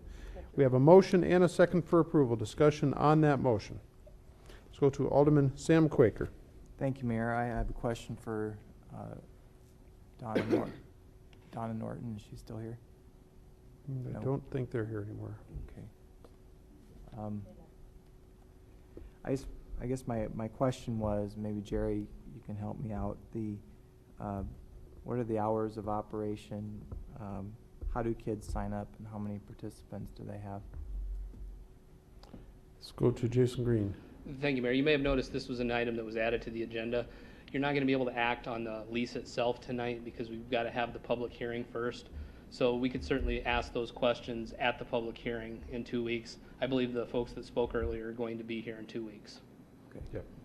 Okay. Yeah, I think we heard what a good program this was earlier tonight. I don't think the entire community is aware of the benefits of it, so this is an opportunity to talk about it.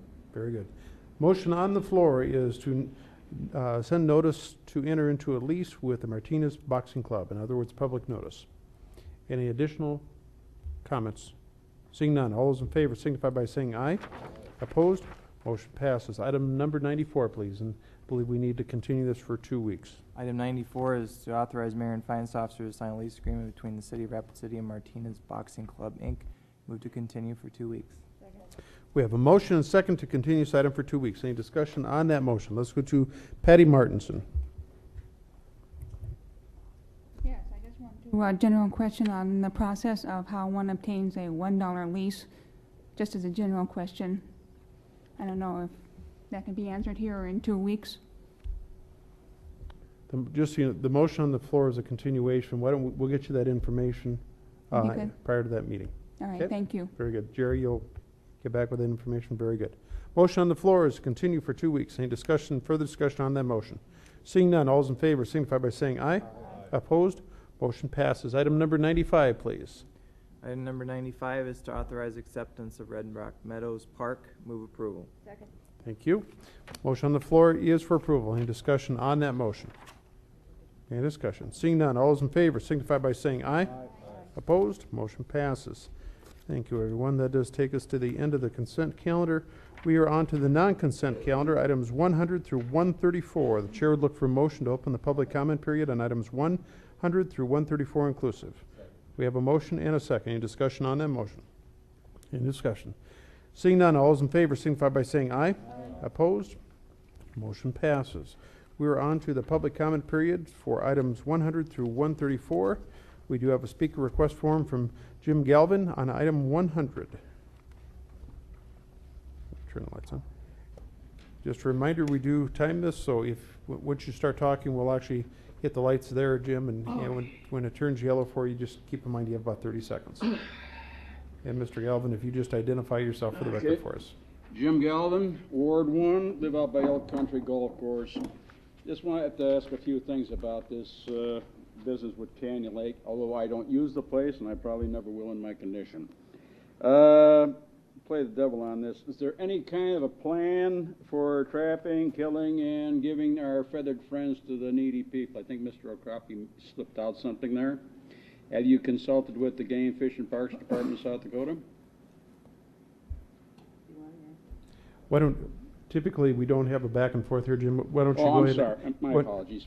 Mr. Mayor, is there a consultation with Game, Fish, and Parks Department here in South Dakota? The answer to that is yes. We cannot actually do any kind of a program without getting permits for the Game, Fish, and Park. Okay. The other point, since I can jump here now, has anybody taken into consideration, since many of our feathered friends come under the federal migratory game laws, and the possibility that the federales will not give permission, like what's happened in New York LaGuardia, where a plane ends up in the Hudson or O'Hare Airport in Lake O'Hare, or where I used to live back in Moraine Valley College in the Palos area, where the geese are making a good home for themselves. You think you can get federal permission? There again, that would be directed through the Game, Fish, and Park, and they would be the ones coordinating that effort. Mm-hmm. And lastly, even if you think you can get permission, now here's the killer, because I am a taxpayer, and I'm talking from a taxpayer's point of view. Is the city prepared to go to court for PETA, Sierra Club, National Audubon, and XYZ groups to fight the birdies going in the pot? Just so you know, just about every motion that this council makes every single night, we have to be determined that or there must be the recognition that we always face litigation, so. Yeah, I know. Frankly, I don't like them. I prefer buffalo and elk myself. Yeah. Okay, then. Well, that pretty much takes care of that. Just wanted to get that out of the way and find out what the situation's going to be. Very good. Thank you, sir. Like Chicago. I put enough up with Daley and Tom Keene over the years. Good night. Thank you, Jim. We also have a speaker request form from John Lundeen on item 100, 3925 Point West Place. Again, John, if you would just identify yourself for the record, please. I'm John Lundeen, just a local college student here. I was at the meeting last time, and I listened to the facts, like the Christmas bird count. I thought it was amazing. They specified a species of geese, that the count was over 400 in 2003, and it was over 1,000 in 2007. Now, people of Rapid City have been feeding the geese for longer than I can remember, and I just thought it was odd that those 4 years made that big of a spike in their population. So during a time when I probably should have been studying for the finals this week, I went down to the game fishing parks and got the hunter's manuals for 03, 4, 5, 6, 7, and 8. And I looked at the bag limits, and most of them stayed consistent except for white-fronted geese. In 03 and 04, the limit was 2 per hunter per day, and 05, 6, 7, and 8, the limit was 1 per hunter per day. Doesn't sound very significant, but that is cutting the limit in half. And I think that that would have a significant factor in increasing the population of the bird count of Christmas. And another thing that I wanted to point out is I'm pretty sure that when people in Rapid City started feeding the geese, they started doing that because the waterfowl were already there. That's to say that when, even if we don't feed them, they're going to be there, defecating and whatever they do. I understand that the concern is that they're going to stay through the winter, but I don't think we should go with something as drastic as outlawing feeding the waterfowl altogether. And I thought, why couldn't we have a compromise? Like maybe legalize it for the summer and then have a cutoff date, like, I don't know, September 1st or October 1st, where from that point on, every year it's illegal to feed the waterfowl. I thought that would be a reasonable compromise, since that's our concern, is the Christmas bird count. I just wanted to give you that duck food for thought. That's all I had. Thanks for your time. Thank you. We also have a speaker request form from John. Is a Roque, R-O-W, and I'm not sure if it's a K or an R, on item 121 from Centennial, Colorado.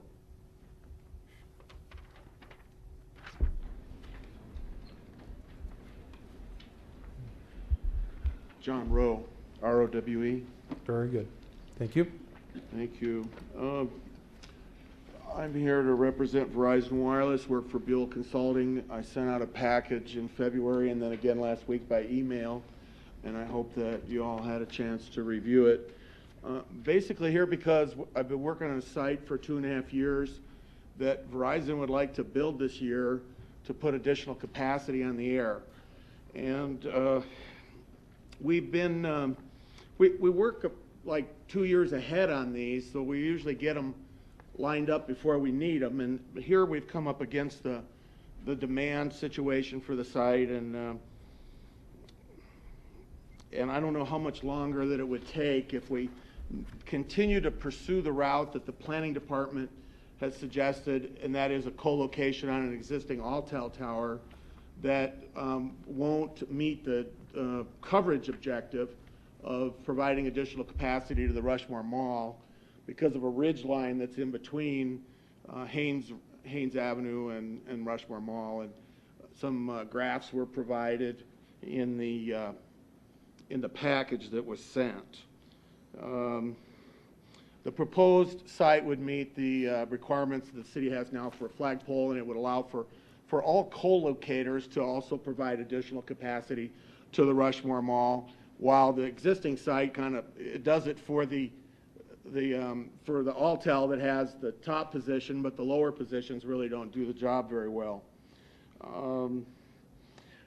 The city doesn't really seem to have an ability to make the landowner or Alltel help us out with this. We have agreements previous with Alltel that provide co-location, but not to build a new tower where there is an existing tower, or not necessarily even to expand a lease area where they don't currently have enough lease area to accommodate another carrier. Although when they got their permit, they promised that kind of co-location. In the last couple of years that I've been working on this, like I detailed how it took 9 months to get a structural analysis, and then we went to the landowner to try and get the additional space and reach an impasse where he wouldn't let anybody come on and survey or do any due diligence on the property. And Verizon has a business practice not to provide money that he wanted ahead of time without having done due diligence or entering into a contract. He said, well, the other companies, you know, gave him money before they had a contract, and I'm here to say that that's not a very solid, you know, business policy. And it's one reason maybe why Verizon Wireless has a stronger corporate, you know, financial situation than the other companies. Okay. Thank you, sir. We also have a speaker request form from Dwayne Lear on item 131, 5019 Pier Street.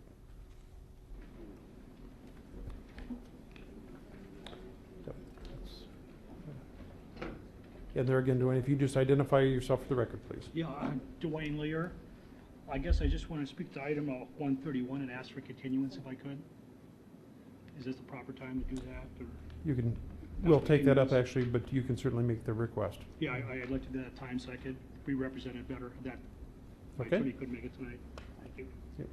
That's item 131. Okay, we also have a speaker request form on item 105 and 106 from Hanny Shaffey.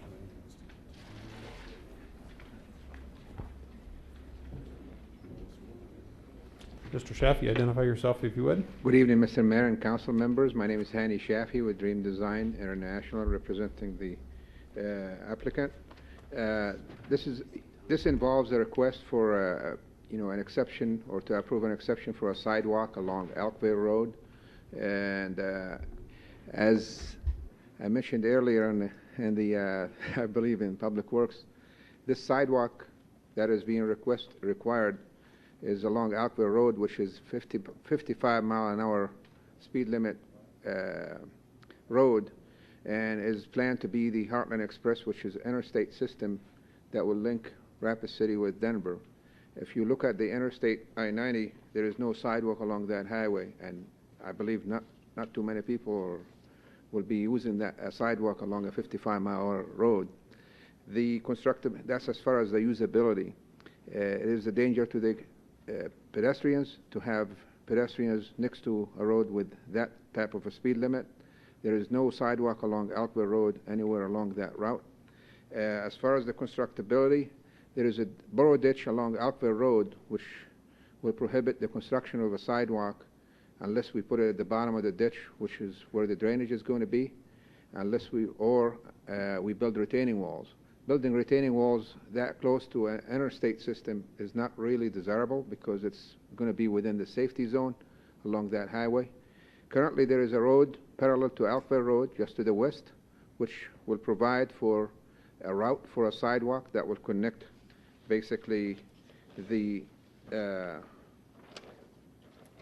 Homestead with Elkville, or with East Anamosa for pedestrians. And I don't know if this... Can you get it, Hanny? If not, I'd ask Marcia or Robert or somebody that has more technical skills than me to go up and help him. Yeah. There we go. Wow.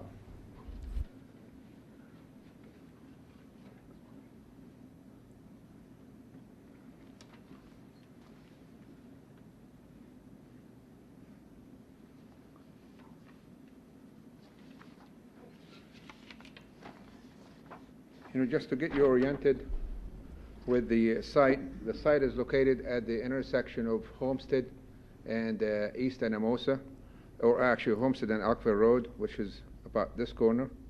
Oops, sorry. And the request is basically, as part of platting this into one lot and leaving the balance unplatted, the request is for a variance for a sidewalk, or an exception for a sidewalk along this route, which is basically the Elkville Road route, which is the high-speed road.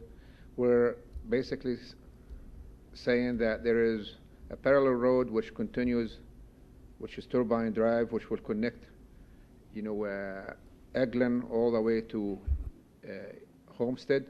That route will be a lot safer because the roads have curb and gutter on them. The speed limit is approximately 30 miles an hour. The pedestrians will not have conflict with the high-speed traffic. if we put the sidewalk on the ditch, as I mentioned before, it will be along the route where the drainage is. And you could see on this picture, as far as the location of the sidewalk, it will be basically somewhere in this vicinity, and that will be the bottom of the ditch. It will require also grading, which will require a retaining wall. As far as the building, the access to the building is off East Homestead Street, and that will not. So pedestrians are not going to be using Elkvale. They will be using Homestead, and the elevation difference between the building and the Elkvale Road is approximately 20 feet, and it's a steep slope, so the sidewalk is not going to be usable. There is no contiguous sidewalk anywhere within the vicinity, so it will be useless. The city has the right to order the sidewalk anytime it wishes to, as per the city ordinance. Okay, thank you. Marcia, just a point of clarification. If we grant a variance, does that preclude us from ordering sidewalks in? No. Okay, very good. Thank you. Okay, I do not have any additional speaker request forms. We are on items 100 through 134. 100 through 134. Anyone else to speak to any items 100 through 134 inclusive? If you go ahead and step on up, and if you identify yourself for the record and also the item that you'd like to talk about. Thank you, Mr. Mayor. Galen Hogestraat, Ward 2. I'll be speaking on item 100 regarding the proposed feeding ban. Just keep this quick. I'd like to just voice my support of the feeding ban and recognize that right now Canyon Lake basically functions primarily as a petting zoo, and I feel this is preventing many citizens, such as myself, from enjoying what could be a beautiful park. I'd also like to reiterate that Rapid Creek is used as a seasonal public water supply, so we need to protect this water source. One interesting thing, I did pay a visit out there recently and noticed a sign out there that made me laugh. It reads, "Dog waste transmits disease, contaminates drinking water. Clean up after your dog, it's the law, $25 to $200 fine." So given that, I think it's definitely prudent that the city can impose a feeding ban when in the same level of fines for duck waste as it does for dog waste. So that's all I had. Thanks. Thank you for your comments. Any additional comments on any items 100 through 134? If not, the chair would look for a motion to close the public comment on, thank you, on items 100 through 134. Any further discussion on that motion? Any discussion? Seeing none, all those in favor signify by saying aye. Aye. Opposed? Motion passes. We are on to item 100, please. Alderman Quaker. Item 100 is first reading of Ordinance 5501, an ordinance to prohibit the feeding of wildlife and waterfowl in the city of Rapid City by establishing Chapter 6.16 of the Municipal Code. Yield to the floor. We have a motion, please. Motion, please. I'd move approval. Okay. Do we have a second? Second. Okay, thank you. We have a motion and second for approval. Discussion on that motion. Let's go to Alderman Karen Olson. Thank you, Mr. Mayor.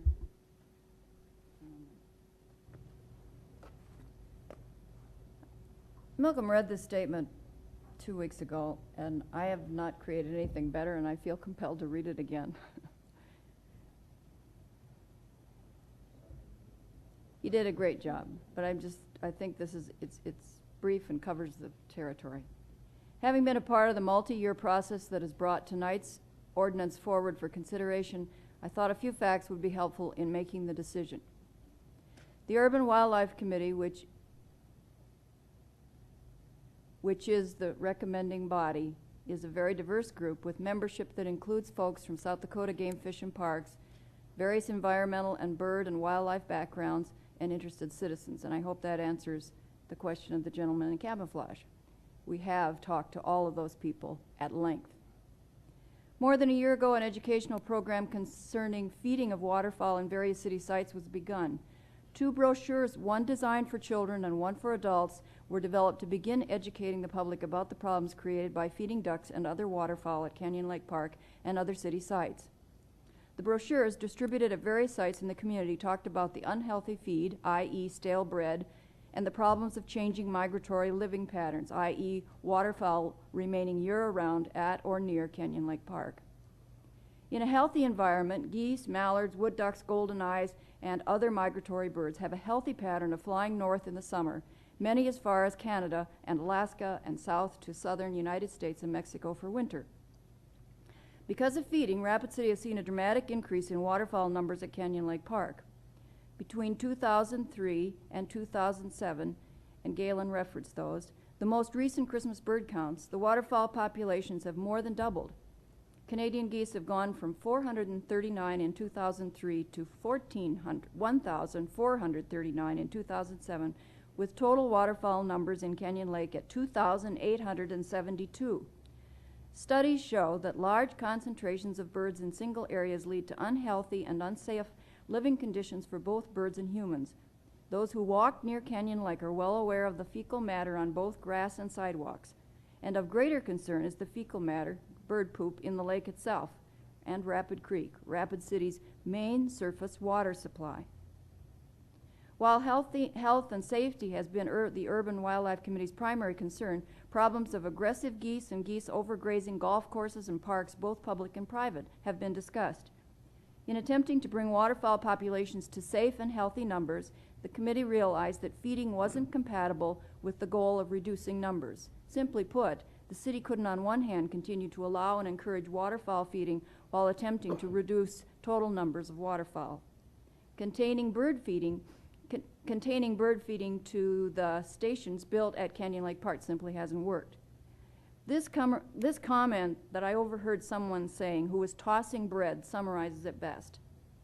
I just wanted to feed the cute little mallards, but those nasty big geese kept getting in the way.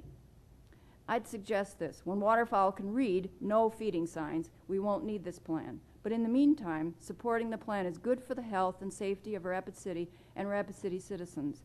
And I would suggest, we just talked about the fact that we are putting in place a pandemic plan for our city. And I've not spoken publicly about avian flu, which is a bird-related illness. And the problem with large numbers of animals, of waterfowl at a single location, you increase the likelihood of unhealthy birds. And so I agree, I believe that this ordinance needs to be passed. Thank you. Thank you. I think you read that a lot better than Malcolm did. I doubt that. She did. Let's go to Alderman Bill Okrepke. Thank you very much, Mr. Mayor. I agree with you. I think Karen did a much, much better job, even though I have to sit next to Malcolm. I too think that this is a good plan. I think this is something that we absolutely need to make happen. I do have some questions, though, and I would like to challenge the whoever to really come down with some good, solid, concrete evidence that feeding does increase the population. And if it does, how much? I'm not sure that we can say that, as a former speaker, going from 400 to 3,000 or whatever it is, some significant large increases over the past 3 or 4 years, is a direct relationship to feeding. I just can't believe that. I think it's because there's no predators. There's nothing out there that's going to take these birds out. Same way with the deer. There's no predators for the deer, so the deer increases. And it's not because of feeding, it's because there's just no predators. I think the real issue is that if we truly want to have a healthy waterfowl population here in Rapid City, so that it is healthy and good, we need to cut the numbers down. It's a simple fact that we just need to get the numbers down. How do you do that? That's through harvesting or whatever we want to do, or whatever we can do.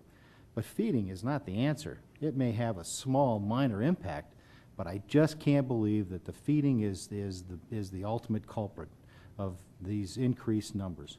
I firmly believe that it's because there's no predators, and I think if we get the numbers down and take them out like we do the deer, I think we can have a healthy waterfowl population and still maintain the what grandparents and parents and aunts and uncles like to do with their grandkids and to take them out there and spend some quality time at the park. And if they have to feed a duck to do that, I mean, that's good bonding stuff. And so I would encourage my colleagues here to think through that. What's the sources that are used to determine the relationship between feeding and the increased numbers that we have, as opposed to the increased numbers because there's a lack of predators. And if the objective is to have a healthy waterfowl population, then we need to really truly address the issue, and that's strictly numbers.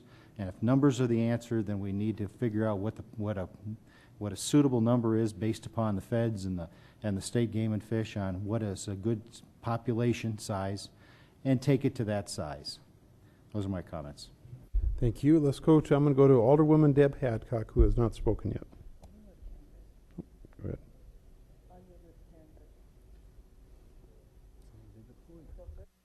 Okay. Just a couple of things. I believe in health and safety of the citizens of Rapid City as well. I think there's a better solution than what we're doing here, only because for a healthy environment, feeding the ducks for people in Rapid City is one of the pastimes that we have done for years, and I think we can continue to do with a solution of harvesting the ducks, spraying off the fecal matter, and getting some food. If the problem is the food, then maybe we need to get, again, some duck feeders like we have fish feeders at what's it called? Fish hatchery, sorry. A couple of things. We did make a duck area in 1995 to feed the ducks, and the taxpayers paid for that. We did make a bypass, a 30-inch bypass area, and that's to clean out the area in the lake. Taxpayers paid for that. If we're worried about the water, that will make a major difference on our water source or supply there of cleaning that lake once in a while. Again, if it's health and safety of the citizens, the lake will be cleaned easier. We paid for a 30-inch bypass to make sure that happens. We'll be draining the lake. We can spray off the fecal matter for the health and safety of the citizens. We can harvest the ducks. We can find solution in feeding them something that supposedly is supposed to be good for the ducks. We find a solution in health and safety for the citizens without taking away something that people have enjoyed for many years. Again, the taxpayers paid for this lake to be a duck feeding area. The health and safety of the citizens is one of my concerns as well.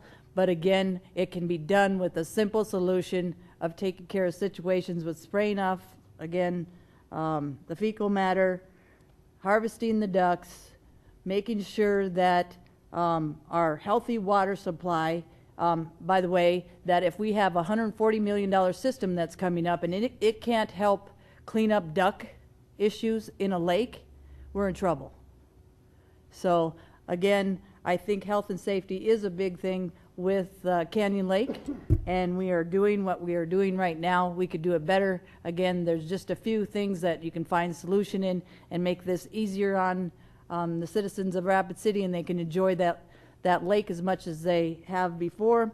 There's a man that came up and he said, you know, for him to go there and the health and safety with dog issues and fines with that, again, health and safety is an issue, but this can be an easier solution without having to put fines on people for something they made and contributed to, and we can make fine solution a little bit easier than what we're doing right now. Thank you. I'm going to go to Alderman Lloyd LaCroix, who has not had the opportunity to speak. Thank you, Mayor. I mean, there's some great ideas that's come forward on this in the last month or so. You know, I mean, we just heard tonight possible doing the seasonal type of feeding. We heard 2 weeks ago from Mr. Kroger and Mr. Weidenbach educational boards about what's going on with the wildlife in the board. And Ms. Olson had just told us that, you know, they tried a year's worth of handing out the pamphlets to help educate the people out at the lake. But I think there's more that we can do. The educational piece, the seasonal, And Mr. Okrepke makes a good point. You know, maybe we should wait and see, try the harvesting first, see how the numbers are. Another comment from the audience was that probably some of the hunting wasn't, you know, was cut in half. That could be part of the problem too. You know, I'd definitely try the harvesting first before we move forward with fines of 500 on feeding ducks. And I'd like to see this go back to the committee it came from and maybe reconsider some other options before I can support it. Thank you. Okay. I don't think it came from another committee. We can send it back to Urban Wildlife Committee one more time, but. Okay, did you have a motion? I'd make a motion to take it back to the Urban Wildlife Committee. Okay, we have a motion and a second to send this item back to the Urban Wildlife Committee. Discussion on that motion only, please. First thing I'm going to do is I'm going to clear the decks here. So if we get everybody cleared. Okay, now, if you'd like to talk about the motion to send it back to the committee, we'll take that up. And since that's a new issue, everyone will have the opportunity to speak to that item twice. Let's go to Alderman Ron Weifenbach. Thank you, Mr. Chair. I find myself flip-flopping a little bit on this issue, as they would say in politics. I first very much supported the ban on duck feeding, and then since have come to light on a lot of other issues at the same time. I also feel that the education process, once being at Canyon Lake and seeing what they have there, it's good information, but it's feeble at best.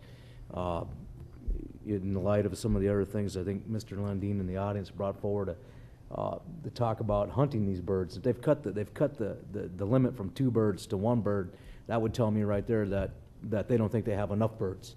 I think that the Game Fish and Parks uses hunting limits and those types of things to regulate like deer, antelope, ducks, pheasants, those types of things. The predators involved is a big issue too. I'd have to admit that. And that's one of the reasons West River doesn't have any pheasants, is simply because the coyotes and the foxes and things will eat the eggs of the pheasants and the birds. And so I think in light of this fact, there's a lot of things that need to be talked about here. I know that there's other places in the community here that the federal government actually controls themselves, and they feed the ducks. So I'm not sure what they're trying to tell us, that we can't feed the ducks, but they can. So I think that there's a lot of things that be considered here, and I think that the welfare of the ducks is intimate. I don't think there's an intimate danger for the welfare of anybody stepping in a little duck poop. I mean, otherwise they shouldn't go out there. I think they've been out there for a long time. The citizens had mentioned earlier had paid a lot of money to allow a feeding area for the ducks. So if we move this back to the committee, I think that this has been a good discussion, and I think that there's still a lot of questions that need to be answered. If they have limited the season on these ducks, why did they do that? Now they're telling us we have too many ducks. I think they need to take some of those things in consideration. The other thing that came to light was the migration pattern of the ducks. I've been at Canyon Lake in the wintertime and haven't seen a lot of ducks. I'm not sure what those numbers are during the season. I think that would be an appropriate number to find out what that looks like during the season. But I do think a very targeted promotional opportunity and educational. Once I've talked to people who have had concerns in the community, and I've talked to them about the welfare of the ducks, it changes their whole perspective on how they're feeding the ducks. I think the people that are feeding the ducks don't actually realize what they're doing to the ducks, and I think that our educational process has been feeble at best, and I think that if we step that up, I think there may be an avenue for a little bit of compromise here and allow the people in the community and to also enjoy the feeding of the ducks in now and into the future. And harvesting is also a good idea. I think that the Game Fish and Parks uses that regularly on a basis all the time to control deer, antelope, pheasants, ducks, whatever it is. So I think that if we send this back to the review committee, I think there needs to be a huge emphasis on bringing some more facts to life, why they feel that they can feed the ducks and the citizens of Rapid City can't feed the ducks. So I think that that's an important thing to find out. And if it is true that they have cut the bag limits from 2 birds to 1 bird, I would like to know why. I mean, that simply would allow for more ducks to be landed in our park, and it seems a little bit significant that they cut the bag limit about the same time our duck population started to increase. If those if that is necessarily the case. Those are some questions that I think the review committee should look at and talk about and stepping up the education process by, I don't even know what kind of ducks are out there, but I see them. I know they're ducks and I know they're geese, but I have no idea what they are. Thanks. Okay, let's go to, just a reminder, the motion on the floor is to send this back to committee. Let's go to Alderman Malcolm Chapman. Thank you, Mr. Mayor. I will vote against the motion on the floor. Part of what I'm hearing is about an education campaign, which clearly has happened over the last year. I think there were a couple of brochures that were created. Another thing to send it back, or why it's been requested to send back to the committee, is someone mentioned $500 fine. I don't know if anyone has read the latest version of the ordinance, but that has already been changed in the ordinance. This is an ordinance that we're talking about creating, and it takes 2 readings to do that. This first reading is, we're still supposed to come up with ideas. If there are ideas to make changes to it, then let's make changes in the process, bring those changes to second reading, and then have discussion about the new changes to the ordinance that will be attached to it. So I don't know if there's a great value to send this back to a committee so that we can then nitpick it again when it comes back to us. Here, just continuing first reading. My recommendation to the council would be to vote against the motion that's on the floor, approve first reading of the motion, have those council members and those from the public that would like to see some changes made to the ordinance, have those come forward so that we can talk about them between now and second reading, attach those changes that we think are appropriate to second reading, and then have discussion about that. Sending it back to the committee, I don't see a great deal of value in, and I will not vote for the motion on the floor. Thank you. Let's go to Alderwoman Karen Olson. Thank you, Mr. Mayor. This ordinance and this whole discussion has not been taken on by a couple of Sunday school kids and people in second grade. The folks that have been talking about this whole problem for more than a year are experts. They are the members of Game Fish and Parks. They are John Canta, who works here in Rapid City, who is an expert on wildlife. He knows they're not ducks. He knows they are they are mallards, they are golden eyes, they are common golden eyes, they are wood ducks, they are Canadian, lesser Canadian and greater Canadian, and they understand who these birds are and what is going on in this case.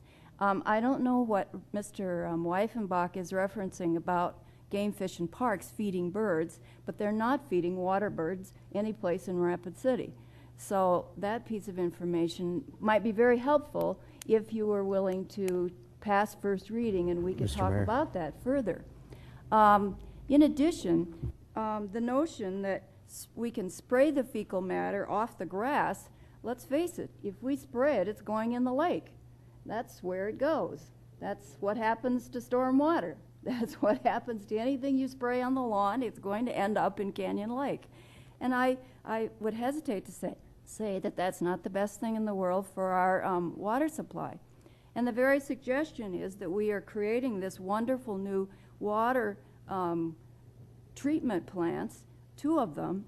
The suggestion that we would automatically throw more material into those water sources, it seems counterproductive to me to do that. I also was going to, I maybe didn't make myself clear that the right to decrease the numbers of, in other words, to manage the waterfowl at Canyon Lake and in the other areas is directly tied to our efforts of not feeding, because the federal permits will be tied to our efforts to do other things to discourage the birds from coming to Canyon Lake. And so I would urge defeat of the motion on the floor, because I think I'd be willing, but this committee has a lot of expertise, and they're not speaking in generalities about the populations at Canyon Lake. They're very specific. And I recognize that there are some very sentimental reasons why people like to feed the ducks, but we haven't had a child be really bitten and hurt by a goose. But geese are big birds, And the children who are out there walking amongst the Canadian geese, if I were a parent, I wouldn't be allowing my kids to do that. They're large birds. When I lived on the farm, we had geese in our farmyard. Karen, can we try to get back to the... Well, sorry. And my apologies. I'm just urging defeat of the motion on the floor and passage of first reading. I think it's a positive step for our community. Thank you. Thank you. Let's go to Aaron Costello. Just a reminder, the motion on the floor is to send this back to the Urban Wildlife Committee. No, that's not. Yeah, it is. Yes. That's That is the motion on the floor. Okay. Sorry, I thought you were doing something else. Sorry. Thank you, Mr. Mayor. I think I'd have to agree with the point of view of Alderman Chapman on this. The animals are an issue, and we certainly need to take some steps forward, and we still have the chance for a second reading to get more input. I would like to specifically address the comment made by Mr. Lundin. I appreciate the research he put into this. The comment that was echoed by Alderman LaCroix and Chapman regarding the South Dakota Game Fish and Parks cutting the harvest limit on the white-fronted goose. The white-fronted goose is an entirely different species than the Canadian goose, and the trends are showing a possible population decline, so that's why they cut the harvest limit on those. And in fact, they're relatively uncommon, so if you happen to see one, I'd love to know. The problem is then the Canadian goose, and if Mr. Lundin is willing to answer, I'd like to ask you a question. Why don't you state your question? John, in your research, what is the harvest limit for the Canadian goose right now? For the Canada goose, I believe it was, it depends on specific dates, but there's 3 on some dates, and then other times of the year there's 5, a limit of 5. I believe that's per day for the Canada goose. And I didn't think it was worth mentioning, but I also noticed that the dates got a little bit more stringent as I progressed through the years of the hunting manual. Okay, thank you. You still have the floor. I'm still curious about some of his research. The dates that were limited, was that the 5 bag limit dates? Do you recall? I believe that was, that's just trying to remember off the top of my head, but I have the books at home. I can. All right, we'll talk. Well, thank you. The point I'm trying to make is that talking about the harvest limit really might be a route to take here, and I'm not sure what we can do to suggest to Game Fish and Parks that perhaps they increase the harvest limit of Canadian geese in this area. But I don't know, maybe we could sign a resolution of support for increasing the limits. But to get back on track. Thank you. I'm going to vote no. Thanks. Okay, let's go to Alderwoman Patty Martinson. Thank you, Mayor. I agree with Malcolm Chapman. I think enough research is done that I don't see any real value in sending this back to the Urban and Wildlife Committee. I think we can get enough information in between additional readings to modify the plan. I also like to point out that to commune with nature, you don't need to feed nature. But it does take a major shift in thinking to go from feeding the little duckies to just admiring for the wild things that they are. Okay, thank you. Let's real quick here. I'm going to go to Alderman Hadcock, Alderwoman Hadcock, and Sam Quaker, and then we'll come back to Alderman Weifenbach, who has had the opportunity to speak. So let's go to Alderwoman Hadcock, who has not spoken on this motion.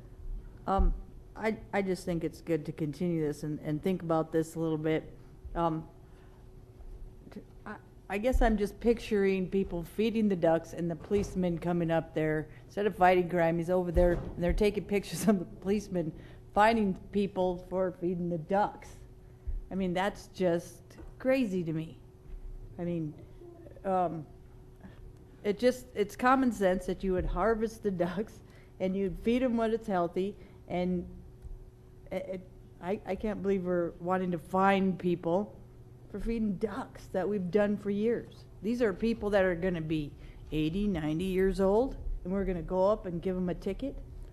Motion on the floor is to continue. So why I'm saying to continue this is I think you need to think about this just a little bit more about what you're doing to the citizens of Rapid City. If it's such a health and safety matter, then think about it. We do it with the deer when we had a big issue with deer and the disease of deers. We harvest them and we cured the issue. We harvest ducks, we cure a lot of the issue, guys. You have less fecal matter, you have health and safety factors.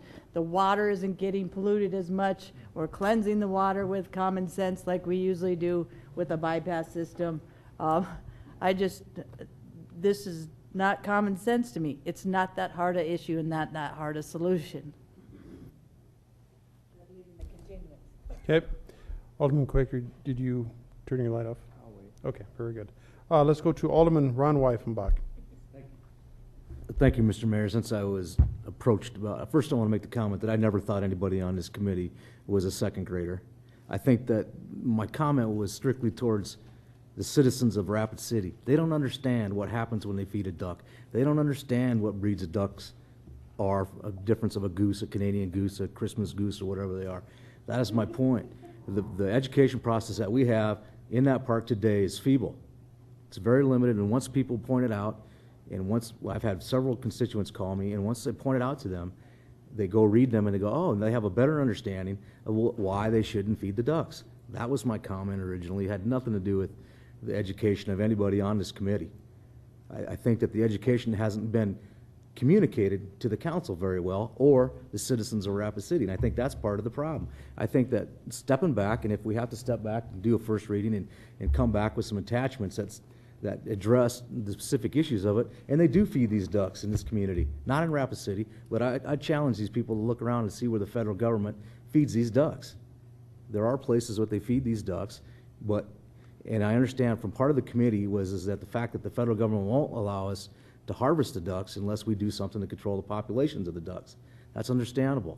And if we have a controlled feeding process, so we feed them good food, we harvest the ducks, look at the bag limits on the ducks. I think that an education process of having boards that, if you go to most of these places and you visit other towns, they have giant boards that are like in the duck feeding area or whatever that talks about the different species of ducks, educates the people on why you shouldn't feed the ducks. I think that that's a step in the right direction, and at least giving it the opportunity. I still do have a problem visioning someone being arrested for feeding a duck. We have ordinances on our books right now that we don't enforce every day, all day long. It's hard for me to put another one on there after looking at all these facts that I don't thoroughly have my arms around. I will support moving this back, whether we approve the first reading and come back with some attachments. I think that there's some merit to that. I think that there's been a lot of work done. I don't think that work's been communicated real well to the citizens of our community or to our council. I think that if we look at it again and we talk about more of these issues, and some of the council people have some legitimate concerns and some solutions, which I think is good. It's a good opportunity to have this conversation, but to suggest that I think that these people are kindergartners or second grade education was out of line, I don't agree with that. I think that they're probably well qualified, but I think there's also concerns from lay people in the community that don't understand what they're doing when they feed these ducks. And with that being said, and we have plenty of ordinances right now that we don't enforce for this same particular reason, that we become a Nazi patrol is the understanding that I get. And I think we just spend a little bit of time, whether it's reading this as first reading, coming back, making some changes. I'm comfortable with either way. I just don't want to have a harsh, we're going to go out and start arresting these people for feeding these ducks. I just think that it puts an undue burden on our police department. Citizens in the community are going to be on their cell phones in Canyon Lake Park calling people in that feed the ducks. There will be those people. So just want to make sure what I have to say was clear, that I think that this committee has done a lot of good work. I think the communication of that work may be in the area where the council and the people in the community need to look at it because they don't understand. Thank you. Okay, this was the point of the meeting. I'm going to start drawing the line as far as holding all comments only to the motion on the floor. I've given an awful lot of leeway, I think, in hopes of trying to come to some solution, but so from this point forward, I will hold the comments extremely close to the motion on the floor, which is the motion to send it back to the Urban Wildlife Committee. Let's go to Alderman Lloyd LaCroix. Thank you, Mayor. The reason why I suggested that is I think the Urban Wildlife Committee could do some more work on the educational part. I think going back to the Urban Wildlife Committee, it's not gonna change the ordinance. As Ms. Olson said, you know, they're professional people, their mind's made up, nothing's gonna change. But that would give us here on the council opportunity, you know, if the Urban Wildlife could not come back with any better ideas for educational, we could start making some amendments and talk to each other outside of off the dais as far as what we'd like to agree to see happen. So that's the reason why I sent it to Urban Wildlife. I do think they could do a better job with the educational part and come back with better recommendations than passing out pamphlets. And so I'll be supporting the motion on the floor. I'm going to go to Alderman Malcolm Chapman, and my apologies, I turned his light off inadvertently, so let's go to Alderman Chapman. Thank you, Mr. Mayor. I'll stick close to the motion that's on the floor, the motion that I will recommend once again that we defeat. I think one of the things that we are not seeing, just because we're talking limited here just about the ordinance, but this is a multi-pronged approach of dealing with this issue. This is one piece of it. There is an education campaign, there's a harvesting campaign, so this is just a piece of it. So I would hope that the council wouldn't lose sight of that. Again, I disagree with sending this back to that committee. If there are changes that the council would like to see as it relates to what the public has brought forth or what the council still needs in terms of education, bring that forward. This is first reading. So I would say pass first reading or continue first reading, but that's not the motion on the floor to continue first reading. The motion on the floor is to send this somewhere else as if other work is going to be done on it. It's going to come back to us and we're going to be at the same point 2 weeks from now or a month from now still dealing with the same issue. So my recommendation to my colleagues is to defeat the motion on the floor and then talk about either continuing first reading or passing first reading and coming back with some additions to it. Thank you. Let's go to Alderman Bill Okrepke. Thank you very much, Mr. Mayor. You know, I tend to disagree with Alderman Chapman and Alderman LaCroix by saying that their minds are made up and the work is done there. They've I've seen it in the past where they made some decisions, especially with the deer population, and they were able to. We sent it back there and we talked about it, or they talked about it, and then they came up with a better solution. So I think that there's an opportunity to send it back to these experts and allow them to address some of the concerns that we brought forward today, and let them have another chance at coming back with another proposal and a better solution for us. So I'm really in favor of sending this back to them to give them an opportunity to come forward with a good one, because as Malcolm Chapman said, this is a multi-pronged approach. There's a lot involved with all this, and let's not piecemeal it.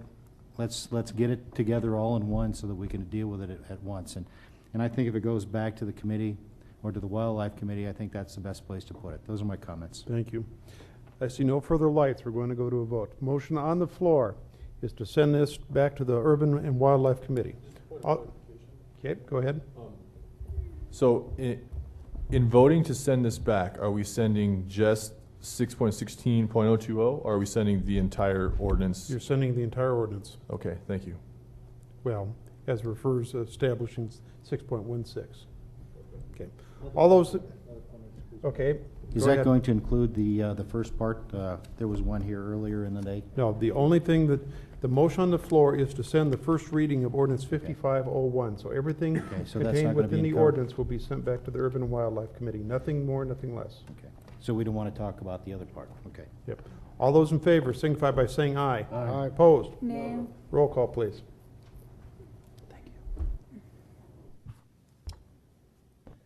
Kroger? No. Costello? No. Adcock? LaCroix? Aye. Martinson? No. Wyffenbach? Okrepke? Aye. Chapman? No. Quaker? Aye.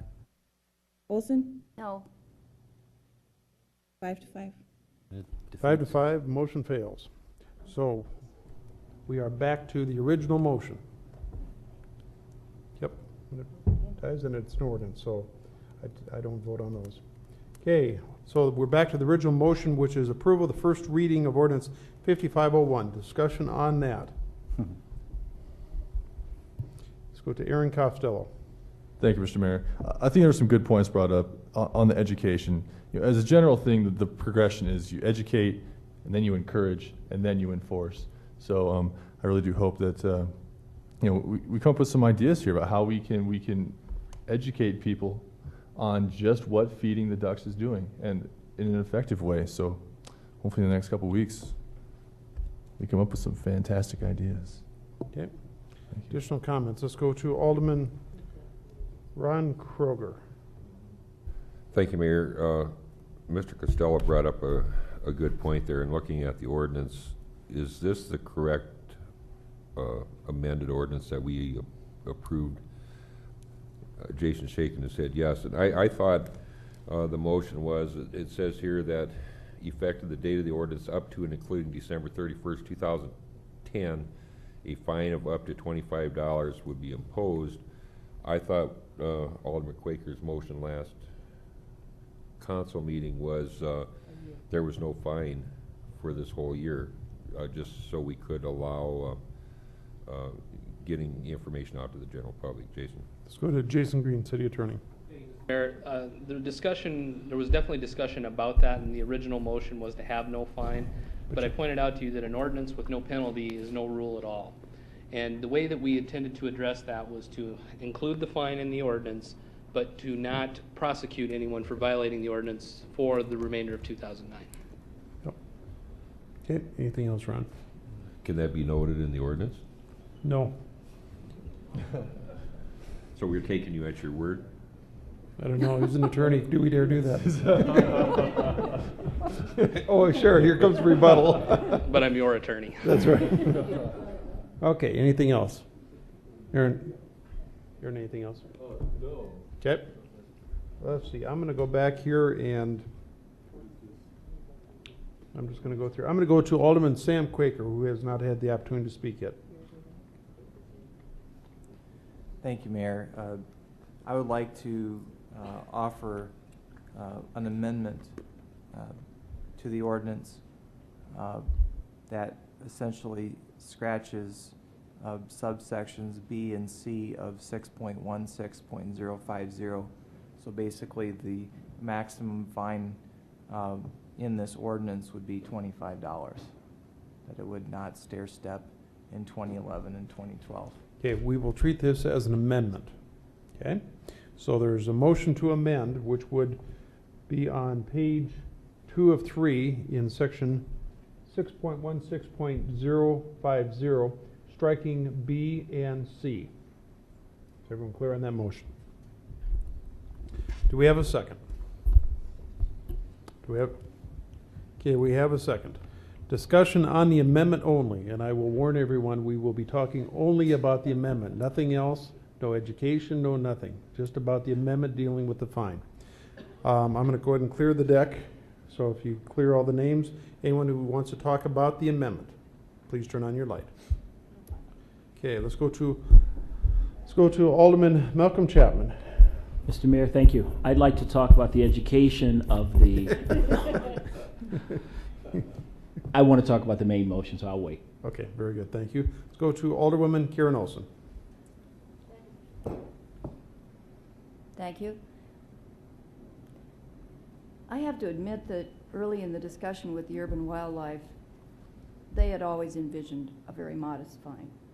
I mean, we recognize that the people that are feeding ducks and feeding water birds are not criminals. We understand. It was just to serve, I mean, the idea was to have a deterrent. So I would support the motion on the floor.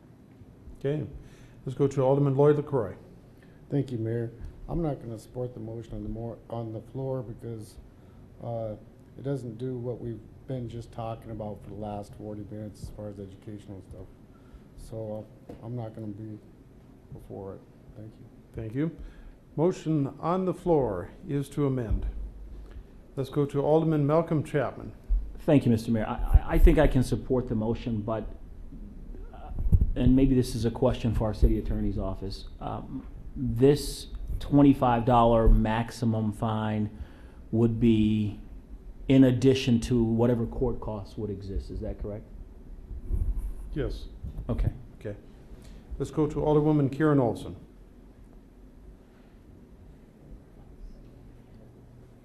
I hear the conversation about better educating people about this whole issue. And the plan, which you actually have approved, does include an education component. And this, with the time frame that we are describing, there's going to be a lot more opportunity for us to inform council people and people throughout the community of the importance of taking this step. So I think, because one of the things that was of great concern to folks from the Sierra Club, people from the Audubon Society, was the issue of the quality of the life that we create by feeding ducks and feeding, and I shouldn't use the word ducks because people are feeding mallards and, you know, the whole gamut of water birds. So I would just say that there definitely is a component of educating and letting people understand. And I would like to comment one thing about the at Spearfish, at their fish hatchery, they do have feeders, and you put in a quarter and you get a certain amount of feed, which is healthy. The problem that was noted by Game Fish and Parks is it's an enclosed environment.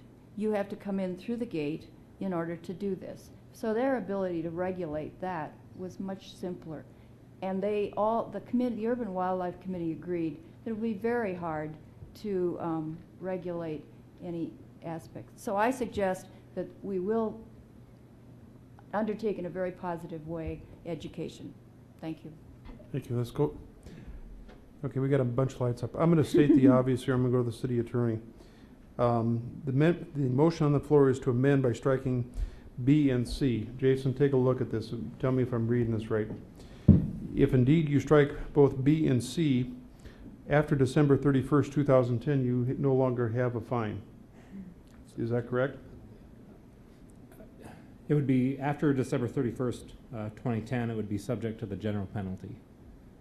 So the $25 provision, as it would stand with the amendment, would only be applicable until the 31st of December 2010.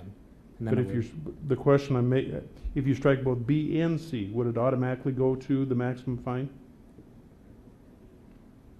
The motion is to strike both B and C, so the only thing to be left on the books would be A, which is a violation occurring from the effective date of this ordinance up to and including December 31st, 2010, a fine of up to $25.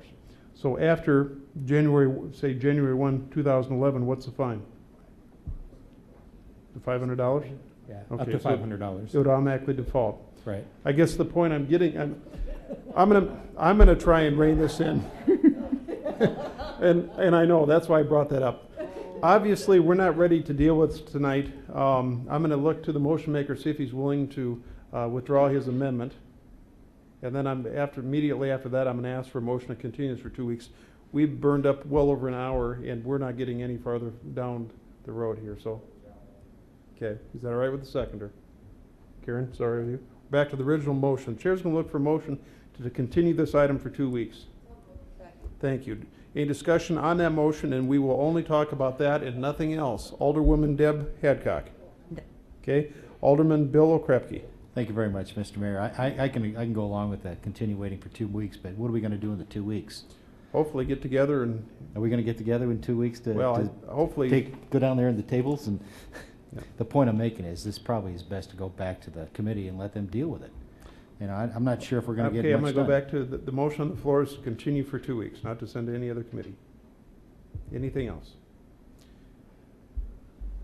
Alderman Chapman. I can support the motion on the floor, but I think a better motion, and I won't put it out here, is to pass first reading, because at least that moves the process along, that we will get closer to second reading, and I think that would then force those that want to make changes to come in and make changes. As long as we stay on first reading, I think there's this false sense of we're not moving anywhere. I will support the motion on the floor unless the board lights up and everyone wants to talk about what I just put out. Yeah. Good luck on that one. Let's go to Alderman Ron Weifenbach. Thank you, Mr. Mayor. I've been writing a list of questions, and I'm wondering who I should present them to if we're going to continue this so I could get some answers. I would take it to Jerry Cole and the Urban Wildlife Committee. Okay. Thank you. Motion on the floor is continue this item for 2 weeks. Any further discussion? Seeing none, all those in favor signify by saying aye. Aye. Opposed? Motion passes. Thank you, everyone. Item 101 is first reading of ordinance Done 5509. that a long time ago. An ordinance to provide an exception to trash collection requirements for certain multifamily dwelling units by amending section 8.08.030 of the municipal code. Move approval. Okay, we have a motion, second for approval. Any discussion on that motion? Motion is for approval of first reading of ordinance 5509. Any discussion on that motion? Yep. Seeing none, all those in favor signify by saying aye. Opposed? Motion passes. 102, please. Item 102 is second reading of ordinance 5506, an ordinance to increase the penalty for insufficient funds and no account checks delivered to the city of Rapid City by amending section 9.04.010 of the municipal code. Move approval. Second. We have a motion, second for approval of second reading of ordinance 5506. Any discussion on that motion? Any discussion? Seeing none, all those in favor signify by saying aye. Opposed? Motion passes. 103, please. Item 103 is second reading of ordinance 5507, an ordinance to clarify the authority of the Rapid City Police Department to operate vehicles and carrying out its official duties by amending 2.20 of the municipal code. Move approval. We have a motion and a second for approval. Any discussion on that motion? This is the motion to approve second reading of ordinance 5507. Seeing no further lights, all those in favor signify by saying aye. Opposed? Motion passes. Item 104, please. Item 104 is second reading of ordinance 5498, an ordinance to revise the terms and conditions for city participation and the cost of bringing private non-conforming water and sewer service lines up to current standards by amending 13.06.010 and 020 of the municipal code. Move approval. Second. We have a motion, second for approval of second reading of ordinance 5498. Any discussion on that motion? Any discussion? Seeing none, all those in favor signify by saying aye. Opposed? Motion passes. Item 105, please. Item 105 is authorize mayor and finance officer to sign waiver of right to protest a future assessment for the installation of sidewalk along Elkvale Road as it abuts a portion of the site adjacent to former site of all decked out. Move approval per planning commission recommendation. Second. We have a motion, second for approval per planning commission recommendation. Discussion on that motion. Let's go to Sorry, what number are we on? 105. Yeah, Okay. Let's go to Alderman Aaron Costello. Thank you, Mr. Mayor. Thank you, Mr. Mayor. During the, what was it, like a month and a half ago, we talked about this last. And during the interim, I went and took a look at the site. And Mr. Chaffee is correct. I think the biggest thing overcoming, or the biggest hurdle would be the geography of the area. And as long as there is the intent to put sidewalks on the other boundaries of the property, and the way I understand it, that is the case, I will be in support of this. That area really needs sidewalks. The companies in that area encourage their employees to walk, and they're walking in the middle of the road.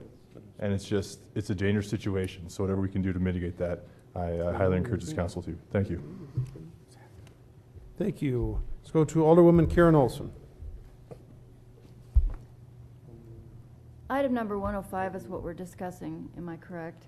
And my understanding is this is a warp so that in the future, if we wish to have a sidewalk installed adjacent to this, we would we would have the right to order that sidewalk in. Am I understanding that correctly, Marcia? Go to Marcia Elkins. That's correct. You have the right to order sidewalks in at any time. The warp just kind of puts it on record so that any future property owner knows this has previously been waived, and it kind of some more just documentation for the future. Okay. Karen, anything else? No, that's answered. Okay. Motion on the floor is for approval. Further discussion. Seeing none. All those in favor signify by saying aye. Aye. Opposed? Motion passes. 106, please. Item 106 is approve the waiving of the requirement to install sidewalks along Elkvale Road adjacent to the former site of all decked out, with the requirement that prior to council approval, waiver of right to protest the assessment has been signed. Public Works Committee recommended approval with waiver of right to protest, and that is my motion. Second. We have a motion and a second for approval. Any discussion on that motion? Let's go to Alderman Ron Weifenbach. Thank you, Mr. Mayor, and I think that this question may have been answered once that I may have forgotten, but a waiver of right to protest, is that a recorded item? So when they sell this lot, that people, you're not dealing with somebody going, I didn't know that. Marcia? Yes, it is recorded at the courthouse as part of the So- land records. Okay, when they get their title work, they'll know that there's a waiver to right to protest, so if they come to jump to growth management or somewhere and they just, you can say, listen, okay, thank you. Okay, thank you. Motion on the floor is for approval. Item 106. Any further discussion? Seeing none. All those in favor signify by saying aye. Opposed? Motion passes. I think you have a whole list there, don't you, Alderman Quaker? Why don't you go ahead and read that in? I move to continue items 107, 108, 110, 111, 112, 114, 115, 116, 118 through 120 to May 18. Second. Okay, we have a motion and a second to continue those items. Let me read these real quick. 107, 108, 110, 111, 112, 114, 115, 116, 118, 119, and 120 to the May 8th City Council meeting. Any further discussion on that motion? I'm sorry, I said May 8th. May 18th City Council meeting. Seeing no further lights, all those in favor signify by saying aye. Opposed? Motion passes. I think that takes us to item 109. Item 109 is a request by C-Tech Engineering Services for OS Development, Inc. for a preliminary plat located west of Reservoir Road and south of intersection of South Highway 44 and Reservoir Ward, moved to continue to August 3. Second. We have a motion and a second to continue item 109 to August 3rd City Council meeting. Any discussion on that motion? Any discussion? Seeing none, all those in favor signify by saying aye. Aye. Opposed? Motion passes. I believe that takes us to 113, please. Item 113 is to approve a request by Renner and Associates for Pete Lean and Sons for preliminary plat on lots 1 and 2 of the Keller subdivision located south of the intersection of Universal Drive and Sturgis Road. Move to approve with stipulations. Second. Okay, we have a motion and a second for approval of stipulations, item 113. Any discussion on that motion? Any discussion? Seeing none, all those in favor signify by saying aye. Aye. Opposed? Motion passes. Item 117, please. Item 117 is a request by Spurlick Consulting, Inc. for Tim Engesser for a layout plat on several lots located southwest of the intersection of Dunn Road and Radar Hill Road. Move to approve with stipulations. Second. Okay, we have a motion and a second for approval of item 117, approval with stipulations. Any discussion on that motion? Any discussion? Seeing none, all those in favor signify by saying aye. Aye. Opposed? Motion passes. That does take us to item 121, and just for a point of clarification, both item 121 and 122 are the same items. So we'll take up item 121, and then I'd ask for a motion to table 122 when we get there. Item 121, please. Mayor, I will be abstaining on this item because my employer is a telecommunications provider, so if someone else can read this one into the record. Okay. Ron, could you read in item 121, please? 121 is a request by Buell Consulting Incorporated for Cellular Incorporated Network Corporation doing business as Verizon Wireless for an SDCL 11619 review to allow a telecommunications tower located at 2870 Haynes Avenue. For discussion, I would move approval. Okay. I have a motion and a second for approval. Discussion on that motion. Any discussion? I'm going to go to Alderwoman Karen Olson. Thank you, Mayor. I would appreciate Marcia offering a little more information about this Okay. item. Let's go to Marcia Elkins, Growth Management Director. Thank you. Planning Commission denied this request. Their primary discussion was about the location of the existing cellular tower to the north. It's identified with a red circle on the site, and then you can see the distance to the property that's under consideration where there's a proposed cellular tower. As Mr. Rowe indicated, he has concerns about the location and height on the northern tower. Discussion with Mr. Duffield has been that he is willing to allow a different tower to be constructed on that site that would be able to serve all three, rather than ending up with two towers within 500 feet of each other. As you had discussed at committee, I did try to contact Mr. Duffield. I've left a message for him, but have not been in contact with him. Mr. Duffield had indicated that the reason that the application didn't go further on his property was that Verizon was unwilling to pay the $1,000 fee so that that application could be considered, as had the other two providers on that tower. Again, I think you have information from Mr. Rowe, but the Planning Commission's indication was that they felt strongly that there should be co-location. We've required co-location of up to 3 providers on any one tower, and they felt it was inappropriate to impact the community with a second tower a short distance away. So that's the Planning Commission's recommendation to you. You have the ability to override the Planning Commission with a 2/3 vote. Okay, so it's a 2/3 vote. Okay, very good.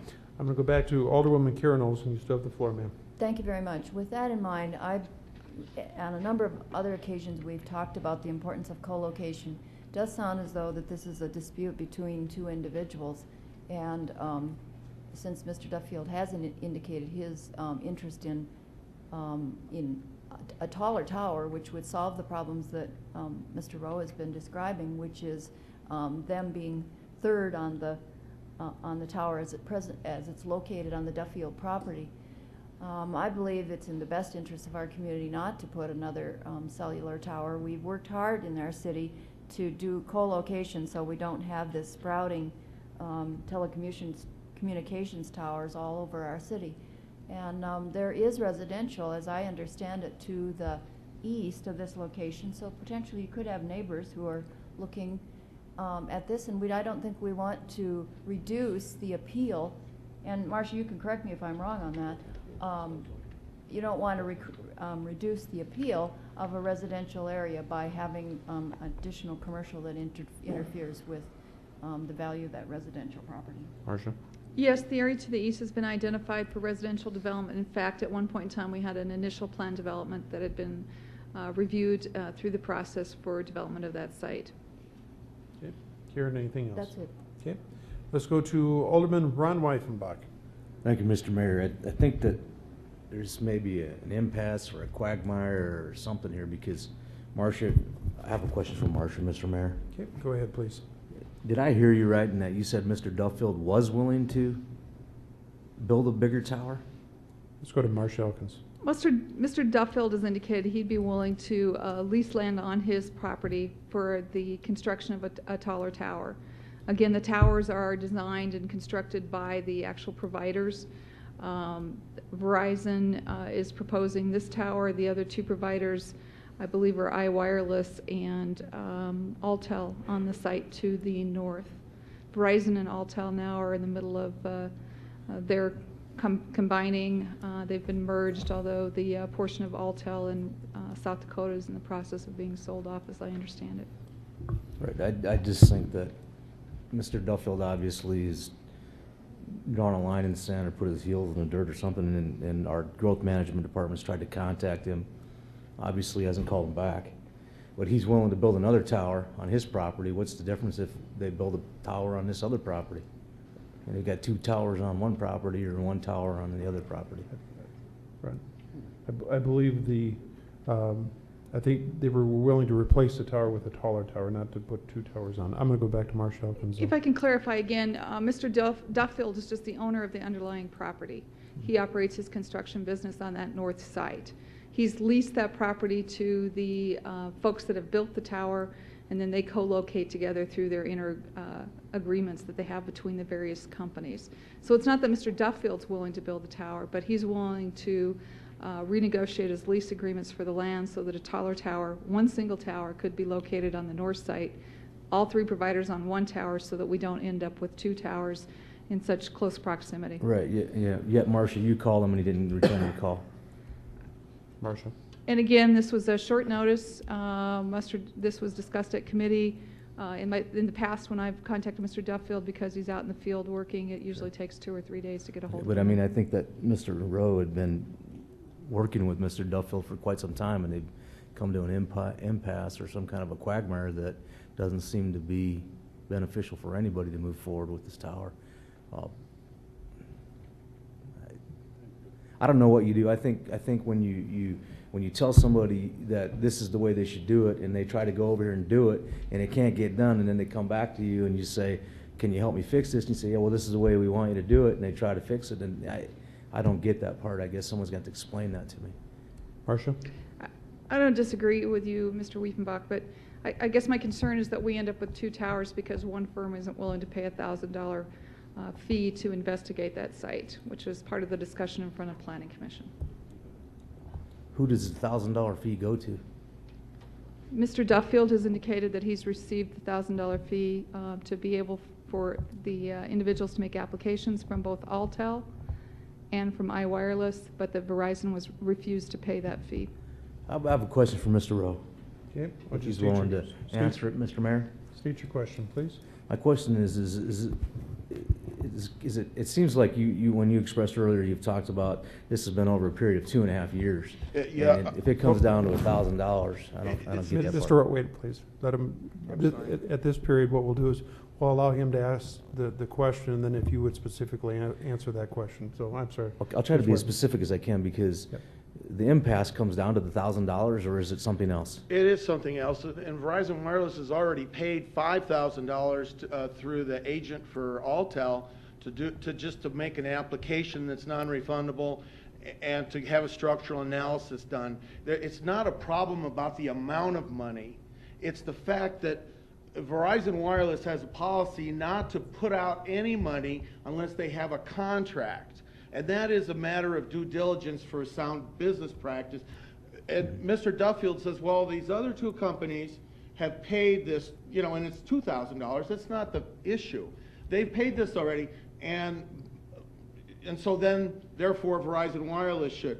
I've done 75 of these sites in the Dakotas in the last 2 years. Mr. Rowe, I have another question for Mr. Rowe, and the question would be is, if you had your others, wouldn't it be less expensive? Maybe I don't want to put words in your mouth. My job is to get it done, and we do co-locations. Let him ask the question, Mr. Rowe. Is it cheaper? I will tell you when you can speak. Mr. Mayor? Please go ahead. Is it less expensive for Verizon Wireless to co-locate or to build their own tower? Okay, Mr. Rowe. Co-locate. So, I mean, if you had the opportunity to co-locate like we've asked you to do, you would do that. Generally considered a no-brainer to co-locate, but not in this situation. That would answer my question. Thank you, Mr. Rowe. Thank you. Let's go to Alderman Lloyd LaCroix. Thank you, Mayor. After reviewing the information that I have, and I drive by this every day, it's on my way home. In fact, on the way down here, I looked over, and if you look at the cell tower, the existing cell tower, how close it is to the road right now, and you want to make it bigger, it actually makes it worse looking for the area. The proposed cell tower that they're talking about is at the Gold Company, if anybody's been out there, which is nicely landscaped, fenced in, and you ain't going to see the back part of the property. So, I mean, to have it back in that area is actually better. If you try to force the guy to locate with the existing one, it's so close to the road, it'd be ugly, plain and simply. And so I'd support the motion on the floor to approve this. Okay. Thank you. Thank you. Let's go to Alderman Ron Croker. I had turned off my light, Mayor, but I guess I'll speak since you called on me. Mr. Weifenbach actually brought up a couple of points that I was going to bring up, and that was regarding Verizon doing due diligence and to do that prior to them paying a payment that they can't get back. So, and as it was stated, there's certainly co-location is a lot cheaper on everybody's part, and that's not going to happen. So I'm supportive of the motion that I put on the floor. Thank you. Thank you. Motion on the floor is for approval, which would be basically, help me with the motion here, to approve the request to have a new site. Help me out, Marcia. What motion are you looking for here? Because this is Be to approve the SDCL 11619 Gotcha. application for a telecommunication tower. Very good. Motion on the floor is for approval. Further discussion? Seeing no further lights, all those in favor signify by saying aye. Aye. Opposed? No. Okay, I think I just heard one no. Is that correct? Okay, motion passes with one no from Alderwoman Olson and Alderman Quaker abstaining. So that was an 8-1 vote. Thank you, everyone. Let's see, we are on to Public Works Committee items. Item 122 we've just taken up, so if we could have a motion to table that. Table. Second. We have a motion and a second to table item number 22. All those, no discussion on tabling motions. All those in favor signify by saying aye. Aye. Opposed? Motion passes. Bids, Mr. Preston. Appreciate it. Thank you.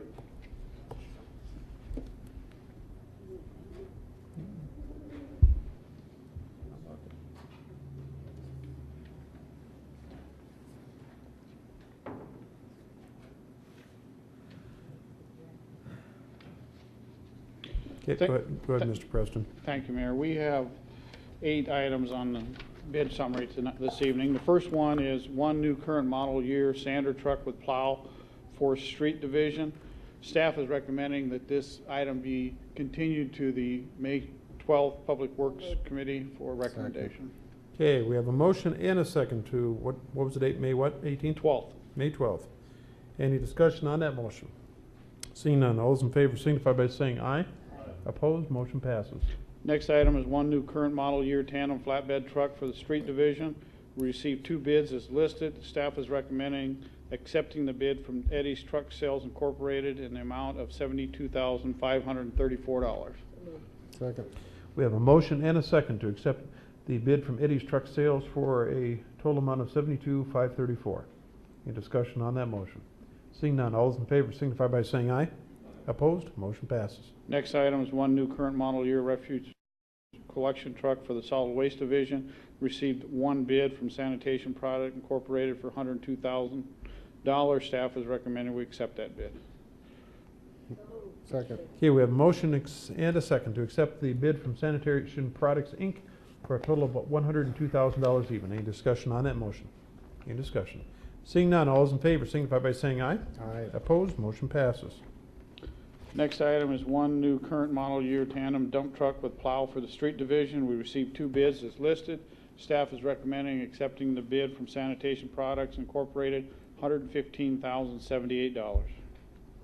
Second. Okay, we have a motion second to accept the bid from Sanitation Products, Inc. for a total of $115,078 even. Any discussion on that motion? Any discussion? Seeing none, all those in favor signify by saying aye. Opposed, motion passes. Next item is the transportation natural gas. Received 1 bid from Rainbow Gas Company. Staff is recommending we continue this item to the May 12th Public Works meeting for recommendation. We have a motion and second to continue this item to the May 12th meeting. Any discussion on that motion? Seeing none, all those in favor signify by saying aye. Aye. Opposed, motion passes. The next item is a odor control chemical for the lift stations. We received 2 bids as listed. Staff is recommending accepting the bid from Hawkins Water Treatment Group, $2.75 per unit for extended price of $66,000. Move approval. We have a motion and a second to accept the bid from Hawkins Water Treatment Group for a total of $66,000 even. Any discussion on that motion? Any discussion? Seeing none, all those in favor signify by saying aye. Aye. Opposed, motion passes. Item 7. Item 7 is the Catonic Polymer Coagulant for the Water Division. We received 3 bids as listed. Staff is recommending this item be continued to May 12th Public Works for recommendation. Second. Okay, we have a motion, a second to continue this item, and I called it 7. That's what it's on the documents, but it's actually item 129. We'll continue this to the May 12th meeting. Any discussion on that motion? Any discussion? Seeing none, all those in favor signify by saying aye. Aye. Opposed? Motion passes. Item 130, please. Last item is the transit shelters. We received 3 bids as listed.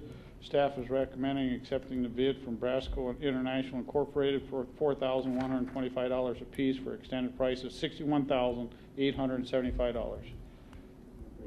Okay, we have a motion and a second for approval. Discussion on that motion. Let's go to Alderwoman Karen Olson.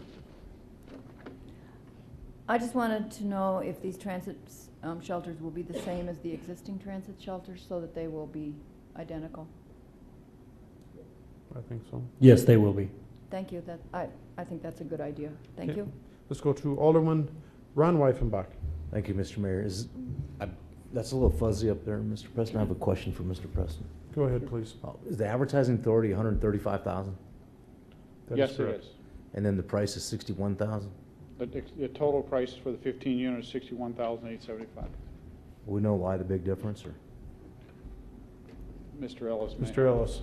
Yeah, we just took a stab at that. That wasn't an engineer's estimate. This was some of the stimulus money. We had to quickly get an advertising authority. We didn't know what kind of prices were out there because we rarely bid these items. So I suspect we'll come back and bid to actually install a few more of these as well because there is a surplus in that budget. Yep, very good. Thank you. Thank you. Motion on the floor is for approval. It is Basco International for a extended total of $61,875. Correct. Any discussion on that motion? Seeing none. All those in favor signify by saying aye. Opposed? Motion passes. Thank you. Thank you, everyone.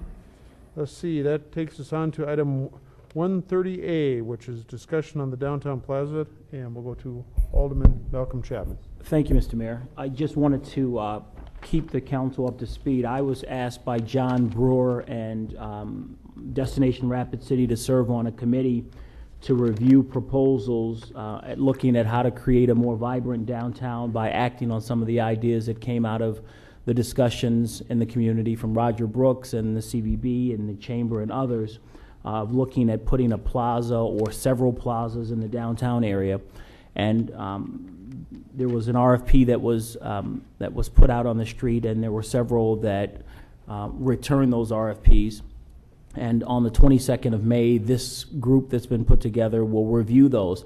I bring this to the council's attention just because I think that some of the discussion surrounding that will could possibly impact what the council looks at as it relates to the parking plan and vice versa. I think that those things need to move in tandem, and the council needs to be aware of some of those discussions.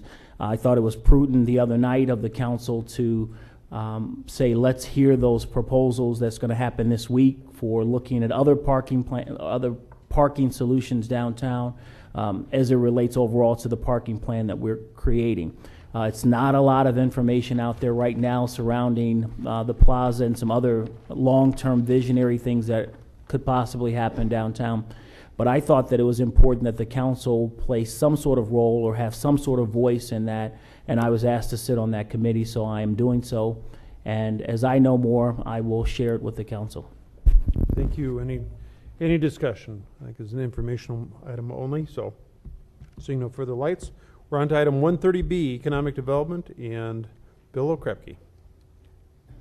Seeing as how the hour is getting late, maybe you can have something prepared and a little more for us in 2 weeks. Sure. Thank you. Yep. We can do that, and hopefully by that time we may have a new executive director for economic development. We're going through interview processes, I believe, tomorrow, and then we're going to have the finalists come in. I believe we're going to have 4 of them actually come in for personal interviews, typically within the week. So hopefully we'll have a new executive director. Thank you. Okay, that does take us to... Mayor. Yes, sir. My light on. Anyone else? Now we Let's go to Alderman Malcolm Chapman. Thank you, Mr. Mayor. Just a comment. I thought it was I thought it was a good update from the library tonight, and I'm just going to throw this out there as food for thought for the council. That we have 10 department heads in the city, and not all of them are here in this building. 11. 11. I'm sorry, 11. I was discounting that one, so they're all on notice. Look at them. But I think it's good that we have updates from the different departments periodically. So at least once a year, I think it would be wise if we just had an update. I know we used to have a quarterly update from economic development. I thought it was nice tonight from the library just to hear what's going on. So I just think that would be good if we could factor that into our thinking over the next year, maybe. Okay. Well, Kevin will be happy to do that shortly. Okay, very good. We will move on. We are on to council items and liaison reports. Item 131. And let's go to Aaron Costello. Thank you, Mr. Mayor. I would like to continue this for 2 weeks at the request of Mr. Lear. Okay, we have a motion and second to continue this to the next city council meeting. Any discussion on that motion, continuation motion? Let's go to Alderman Ron Weifenbach. Thank you, Mr. Mayor. What are we continuing? Item 131, which is discussion. I understand that. I don't understand what we're continuing. This is a sewer cleanup and review of city's payment policy. Correct. Mr. Lear requested that we continue this for 2 weeks so his council could be here. What does that have to do with our review, with our policy? I'm trying to figure that connection. I guess if you're talking directly to the policy, nothing. I mean, are we trying to achieve something differently with this, or maybe we should reword this? Or, I mean, if we're going to discuss Mr. Lear's situation, then I guess then that's a whole different ballgame than reviewing our policy. So I'm not sure where we're. I was just trying to get. If I try to get prepared, I want to know what I'm preparing for. Well, I guess the situation is what led to this desire for a policy review, and I personally would like him to be properly represented in the situation. Okay. Alderman Weifenbach does bring up a very good point, and that is the fact that there is a difference between reviewing the policy and taking up the issue Mr. Lear has, and I think that is probably two distinct discussions. So, now, a couple ways we can handle this is the easiest thing to do is, well, I hate to do that because it sounds like it's a negative motion. I was going to say we can dispose of this issue tonight and then have you just place it again on the next Legal and Finance Committee meeting. Or you can just continue it. The problem is as Alderman Weifenbach suggested, are we going to review the policy, or are you dealing with the concern of a citizen here? It's two different issues. Review the city's payment policy for If I can- 60112 sewer cleanup is what- I mean, you can amend it before you send it. That's not a problem. I'd like to do both. Okay, I'm going to go to Alderman Sam Quaker. I don't think we should overly complicate this.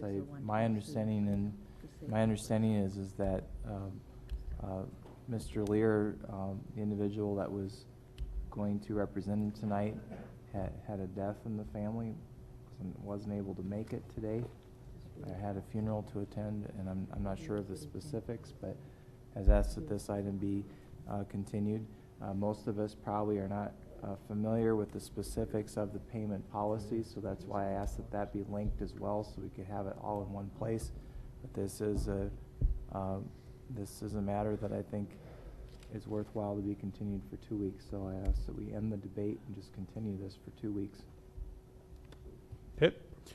We do have a motion. We have a second. Just verify. Do we have? Second. Okay. We have a motion and second to continue this for 2 weeks. Any discussion on that motion? Let's go to Alderwoman Deb Hadcock. Based on what I saw on paper and some of the things with this, it was more the review of city's payment policy to do a 601 12th Street sewer cleanup. So if you just read it the opposite way, it'll kind of tell you where this is going, if I'm correct, Mr. Costello, Mr. Quaker. Okay. Motion on the floor is to continue this to the next council meeting. Any discussion on that motion? Seeing none, all those in favor signify by saying aye. Aye. Opposed? Motion passes. Item 132 this is from Alderman LaCroix. What Now program report. Thank you, Mayor. And of course, I had it turned around. It's Now What program. You were right the first time around. But what I want to do is give a quick report on this. Comes from Western Dakota VOTEC. I had the privilege of going down and sitting through their second time they had the Now What program, and this is where they had speakers. One talked about depression, then one talked about, we had speakers from Department of Labor, unemployment insurance, credit counseling, education, economic assistance for continued education, and you had people from Consumer Report, people to talk about retirement funds. You had all different types of the different schools, USD, one from Spearfish, and these were all focused around people that want to continue their education, continue on. It wasn't just focused on the VOTEC, and they worked with a lot of the people that had just recently been laid off, or people that were at workplaces where things have slowed down, and they might fear that something might happen, so they decide they want to continue on with their education, and they support them that. Since that time, Dr. Craig Bailey has organized another one of these, and the next one's going to be Thursday, May 14th at 5:30 p.m. And I had it put in everybody's flyer or their booklet here at the dais. I'd highly encourage people to stop by there and see what's happening.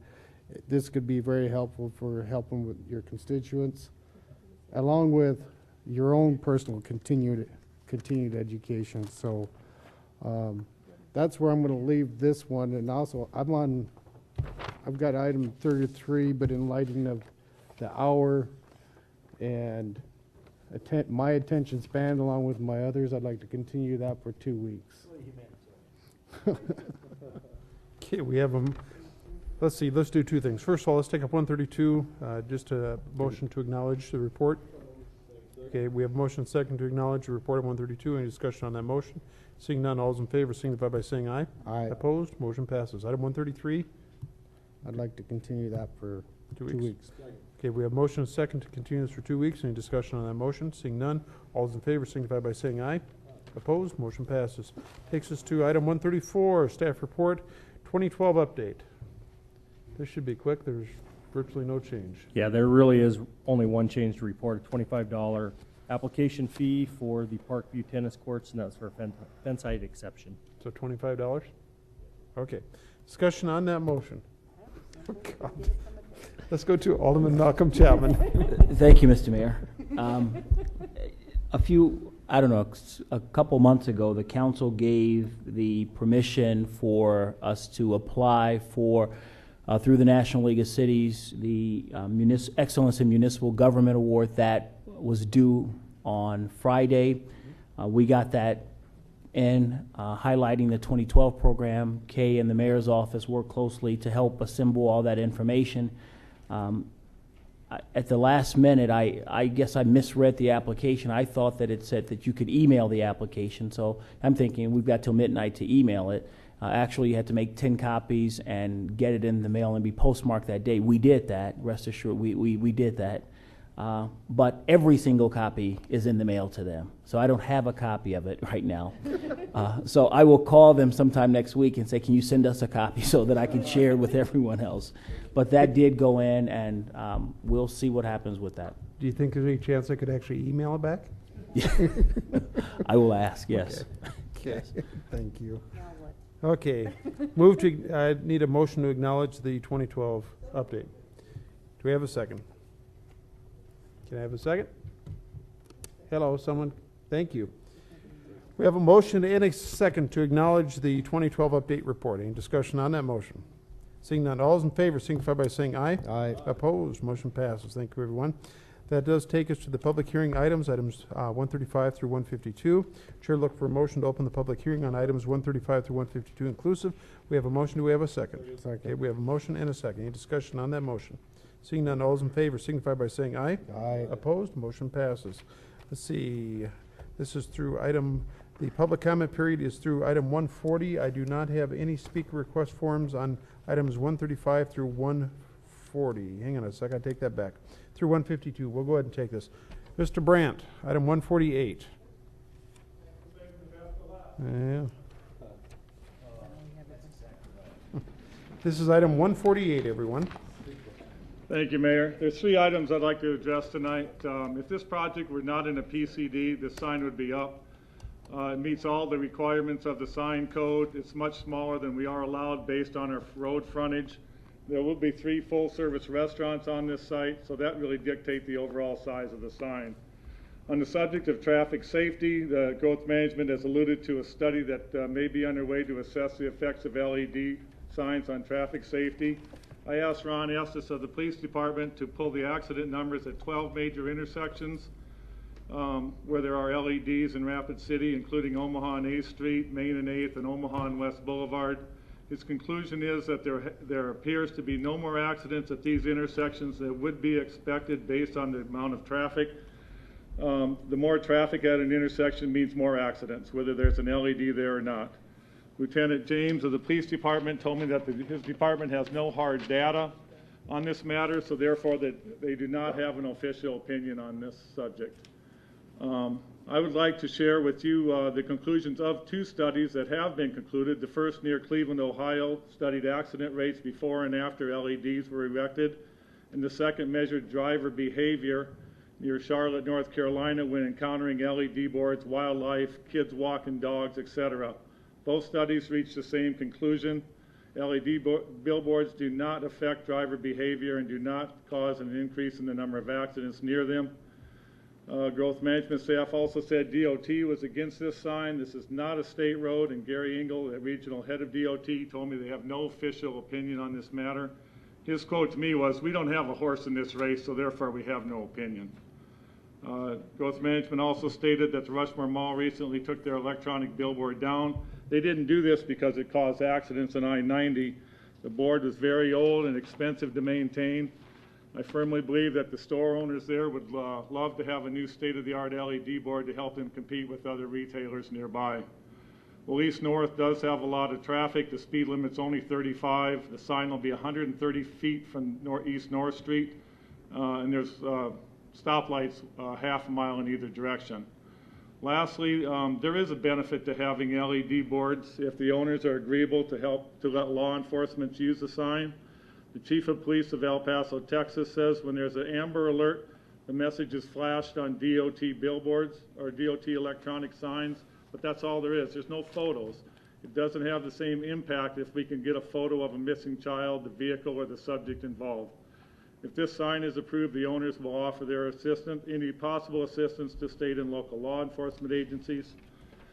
In conclusion, we believe that this sign has some flair and style that's almost non-existent in signs in Rapid City, and I would appreciate your vote. Thanks very much. Thank you. I do have copies of those reports if anybody would like to see them. Okay, thank you. We also have a speaker request form from Jerry Olson, item 149.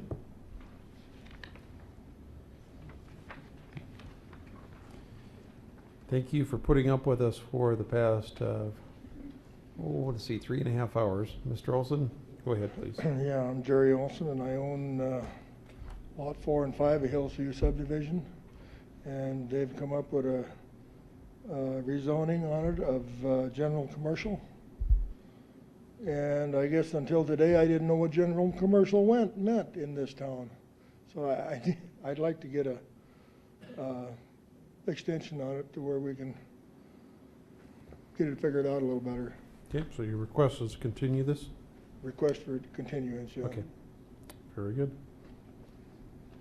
We also have a speaker request form from Royal Nelson, item 150.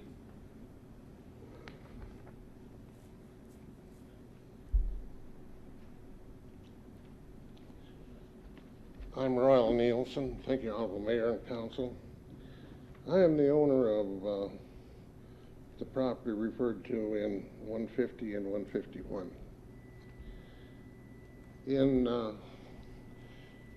When I was taken into the city annexed in, I was understood that I was assured to operate, continue like it was before the city annexed me on a Grandfather Act. And now I find out that on the rezoning here, they're taking part of Lot 15, which originally was all commercial, and cutting it in half and rezoning that light residential. That's where my shop is, that's where my equipment is, and I don't quite understand why or what's going to happen down the road. Now that Lot 6 north of me, they've had that zone residential. It is landlocked. So I'd like to have this continued or some further discussion on it. So now part of Lot 15, I let it be known at the time I had a sale and it's firm, and the paperwork's in the mail to go to Jerry Olson. And he had got word that he couldn't do what he's been doing there as a Grandfather Act like I had been. So I'd like to have some clarification on it or extend this. I'd appreciate it. Okay, very good. Thank you, sir. Thank you. I have no further speaker request forms, so we will go to the continued public hearing consent calendar. That's items 135 through 140. This is the consent calendar. And ask Marcia, do you want any of those pulled? Okay. How about from the council? Anyone want 135 through 140 inclusive, any item pulled? Not, the chair would look for a motion to approve the consent calendar per the recommendation in the pack, item 135 through 140 inclusive. Okay, we have a motion and a second for approval. Any discussion on that motion? Any discussion? Seeing none, all those in favor signify by saying aye. Aye. Opposed? Motion passes. It takes us to the end of the continued public hearing consent items. Chair would look for a motion to close the public hearing on items 135 through 152 inclusive. We have a motion and a second to close the public hearing. Any discussion on that motion? Seeing none, all those in favor signify by saying aye. Aye. Opposed, motion passes. That does take us to the consent public hearing items, items 141 through 147. My understanding is we need to pull 141, correct? Any others that we need to pull? Just a reminder, we also have included in this motion item 144A and 144B that were added to the agenda at the beginning. That was the doll. That is the doll. If not, the chair would look for a motion to approve the consent calendar item 141 through 147 inclusive, including 144A, 144B, with the exception of item 141. So moved. Okay, we have a motion and a second. Any discussion on that motion? Seeing none, all those in favor signify by saying aye. Aye. Opposed, motion passes. We're on to item number 141. Alderman Kroger, could you please read that in? Item 141 is to authorize the mayor and finance officer to sign the waiver of right to protest a future assessment for the installation of water and sewer along Elkville Road and Interstate 90 as they abut Track 3 of Discovery subdivision located at 1851 Discovery Circle. I would move to table. We have a motion and a second to table. There's no discussion on tabling motion. All those in favor signify by saying aye. Aye. Opposed, motion passes. That does take us to the end of the consent public hearing calendar. We are on to the non-consent public hearing items, item 148 through 152. We'll go to item 148, please. Mr. Kroger, if you would. Item 148 is a request by Toby Karn for Frontieres Chico's LLC for a major amendment to the planned commercial development located at the intersection of North Campbell Street and East North Street. For discussion, I would move denial. Second. Okay, we have a motion and a second for denial. Discussion on that motion. Let's go to, okay, discussion on that motion. Okay, let's go to Alderman Ron Kroger. Thank you, Mayor. Marcia, I was looking at the sign here.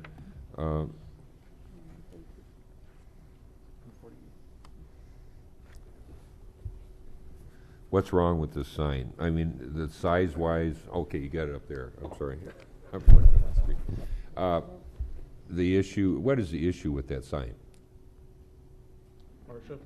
The Planning Commission denied this request, and the primary conversation in front of the Planning Commission was with the electronic billboard.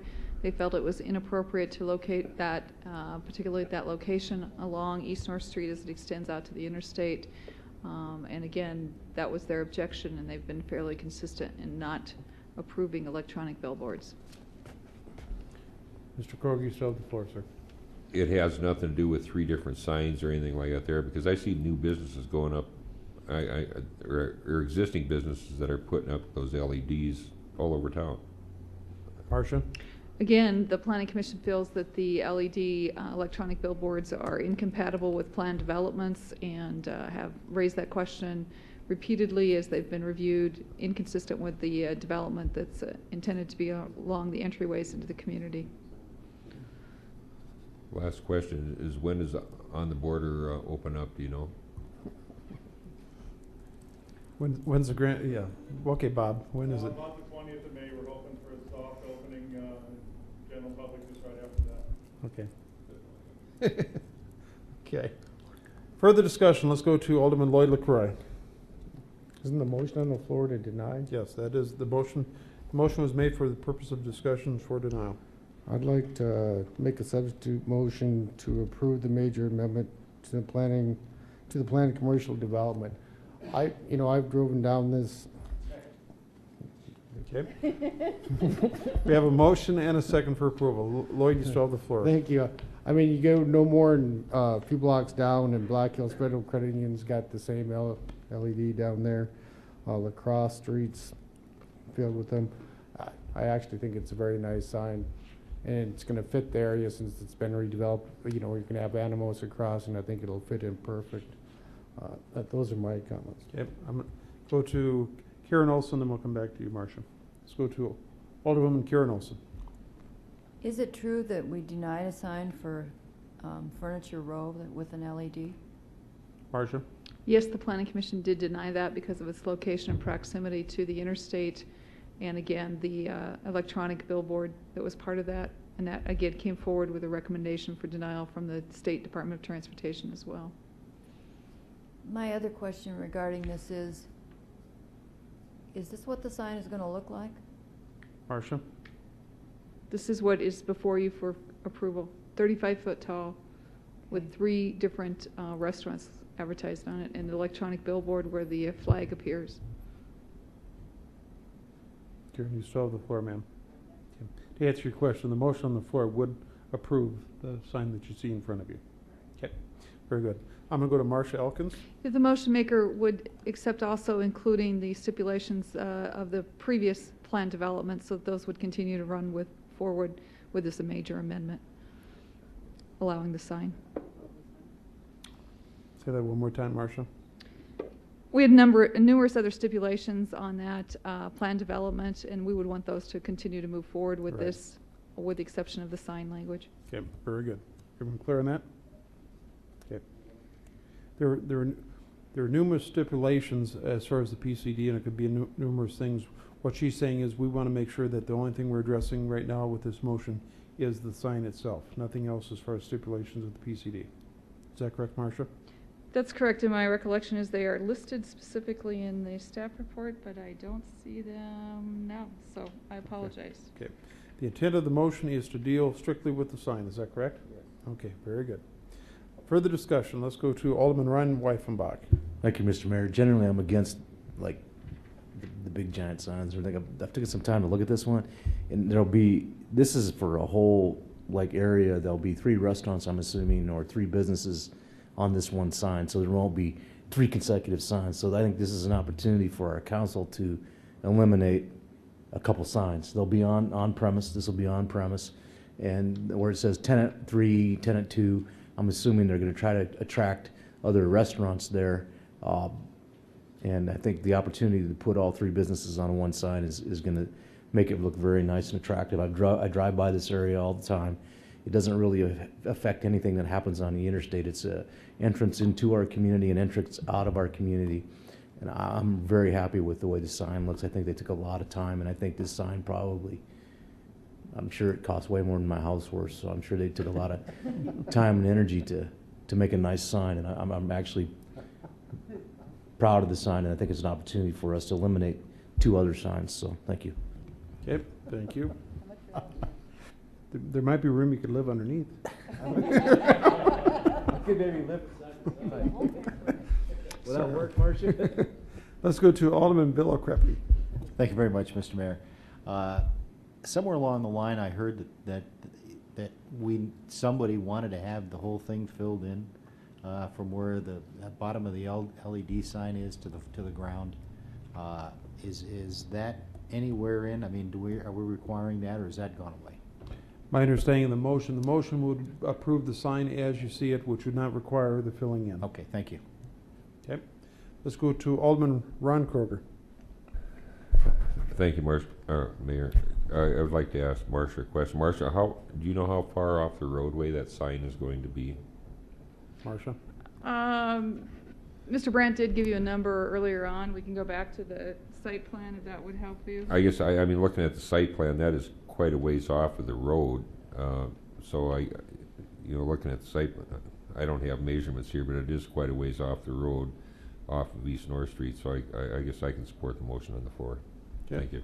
Thank you. Let's go back to Alderman Ron Weifenbach. Thank you, Mr. Mayor. I'll just take a minute to I have to say something to the applicant on this location. I mean, if people have driven by this location for 30 or 40 years, and if you take the time to go up there and look at what they've done, they've turned an absolute menagerie into something that's going to be very economically viable for our city, and also looks really nice.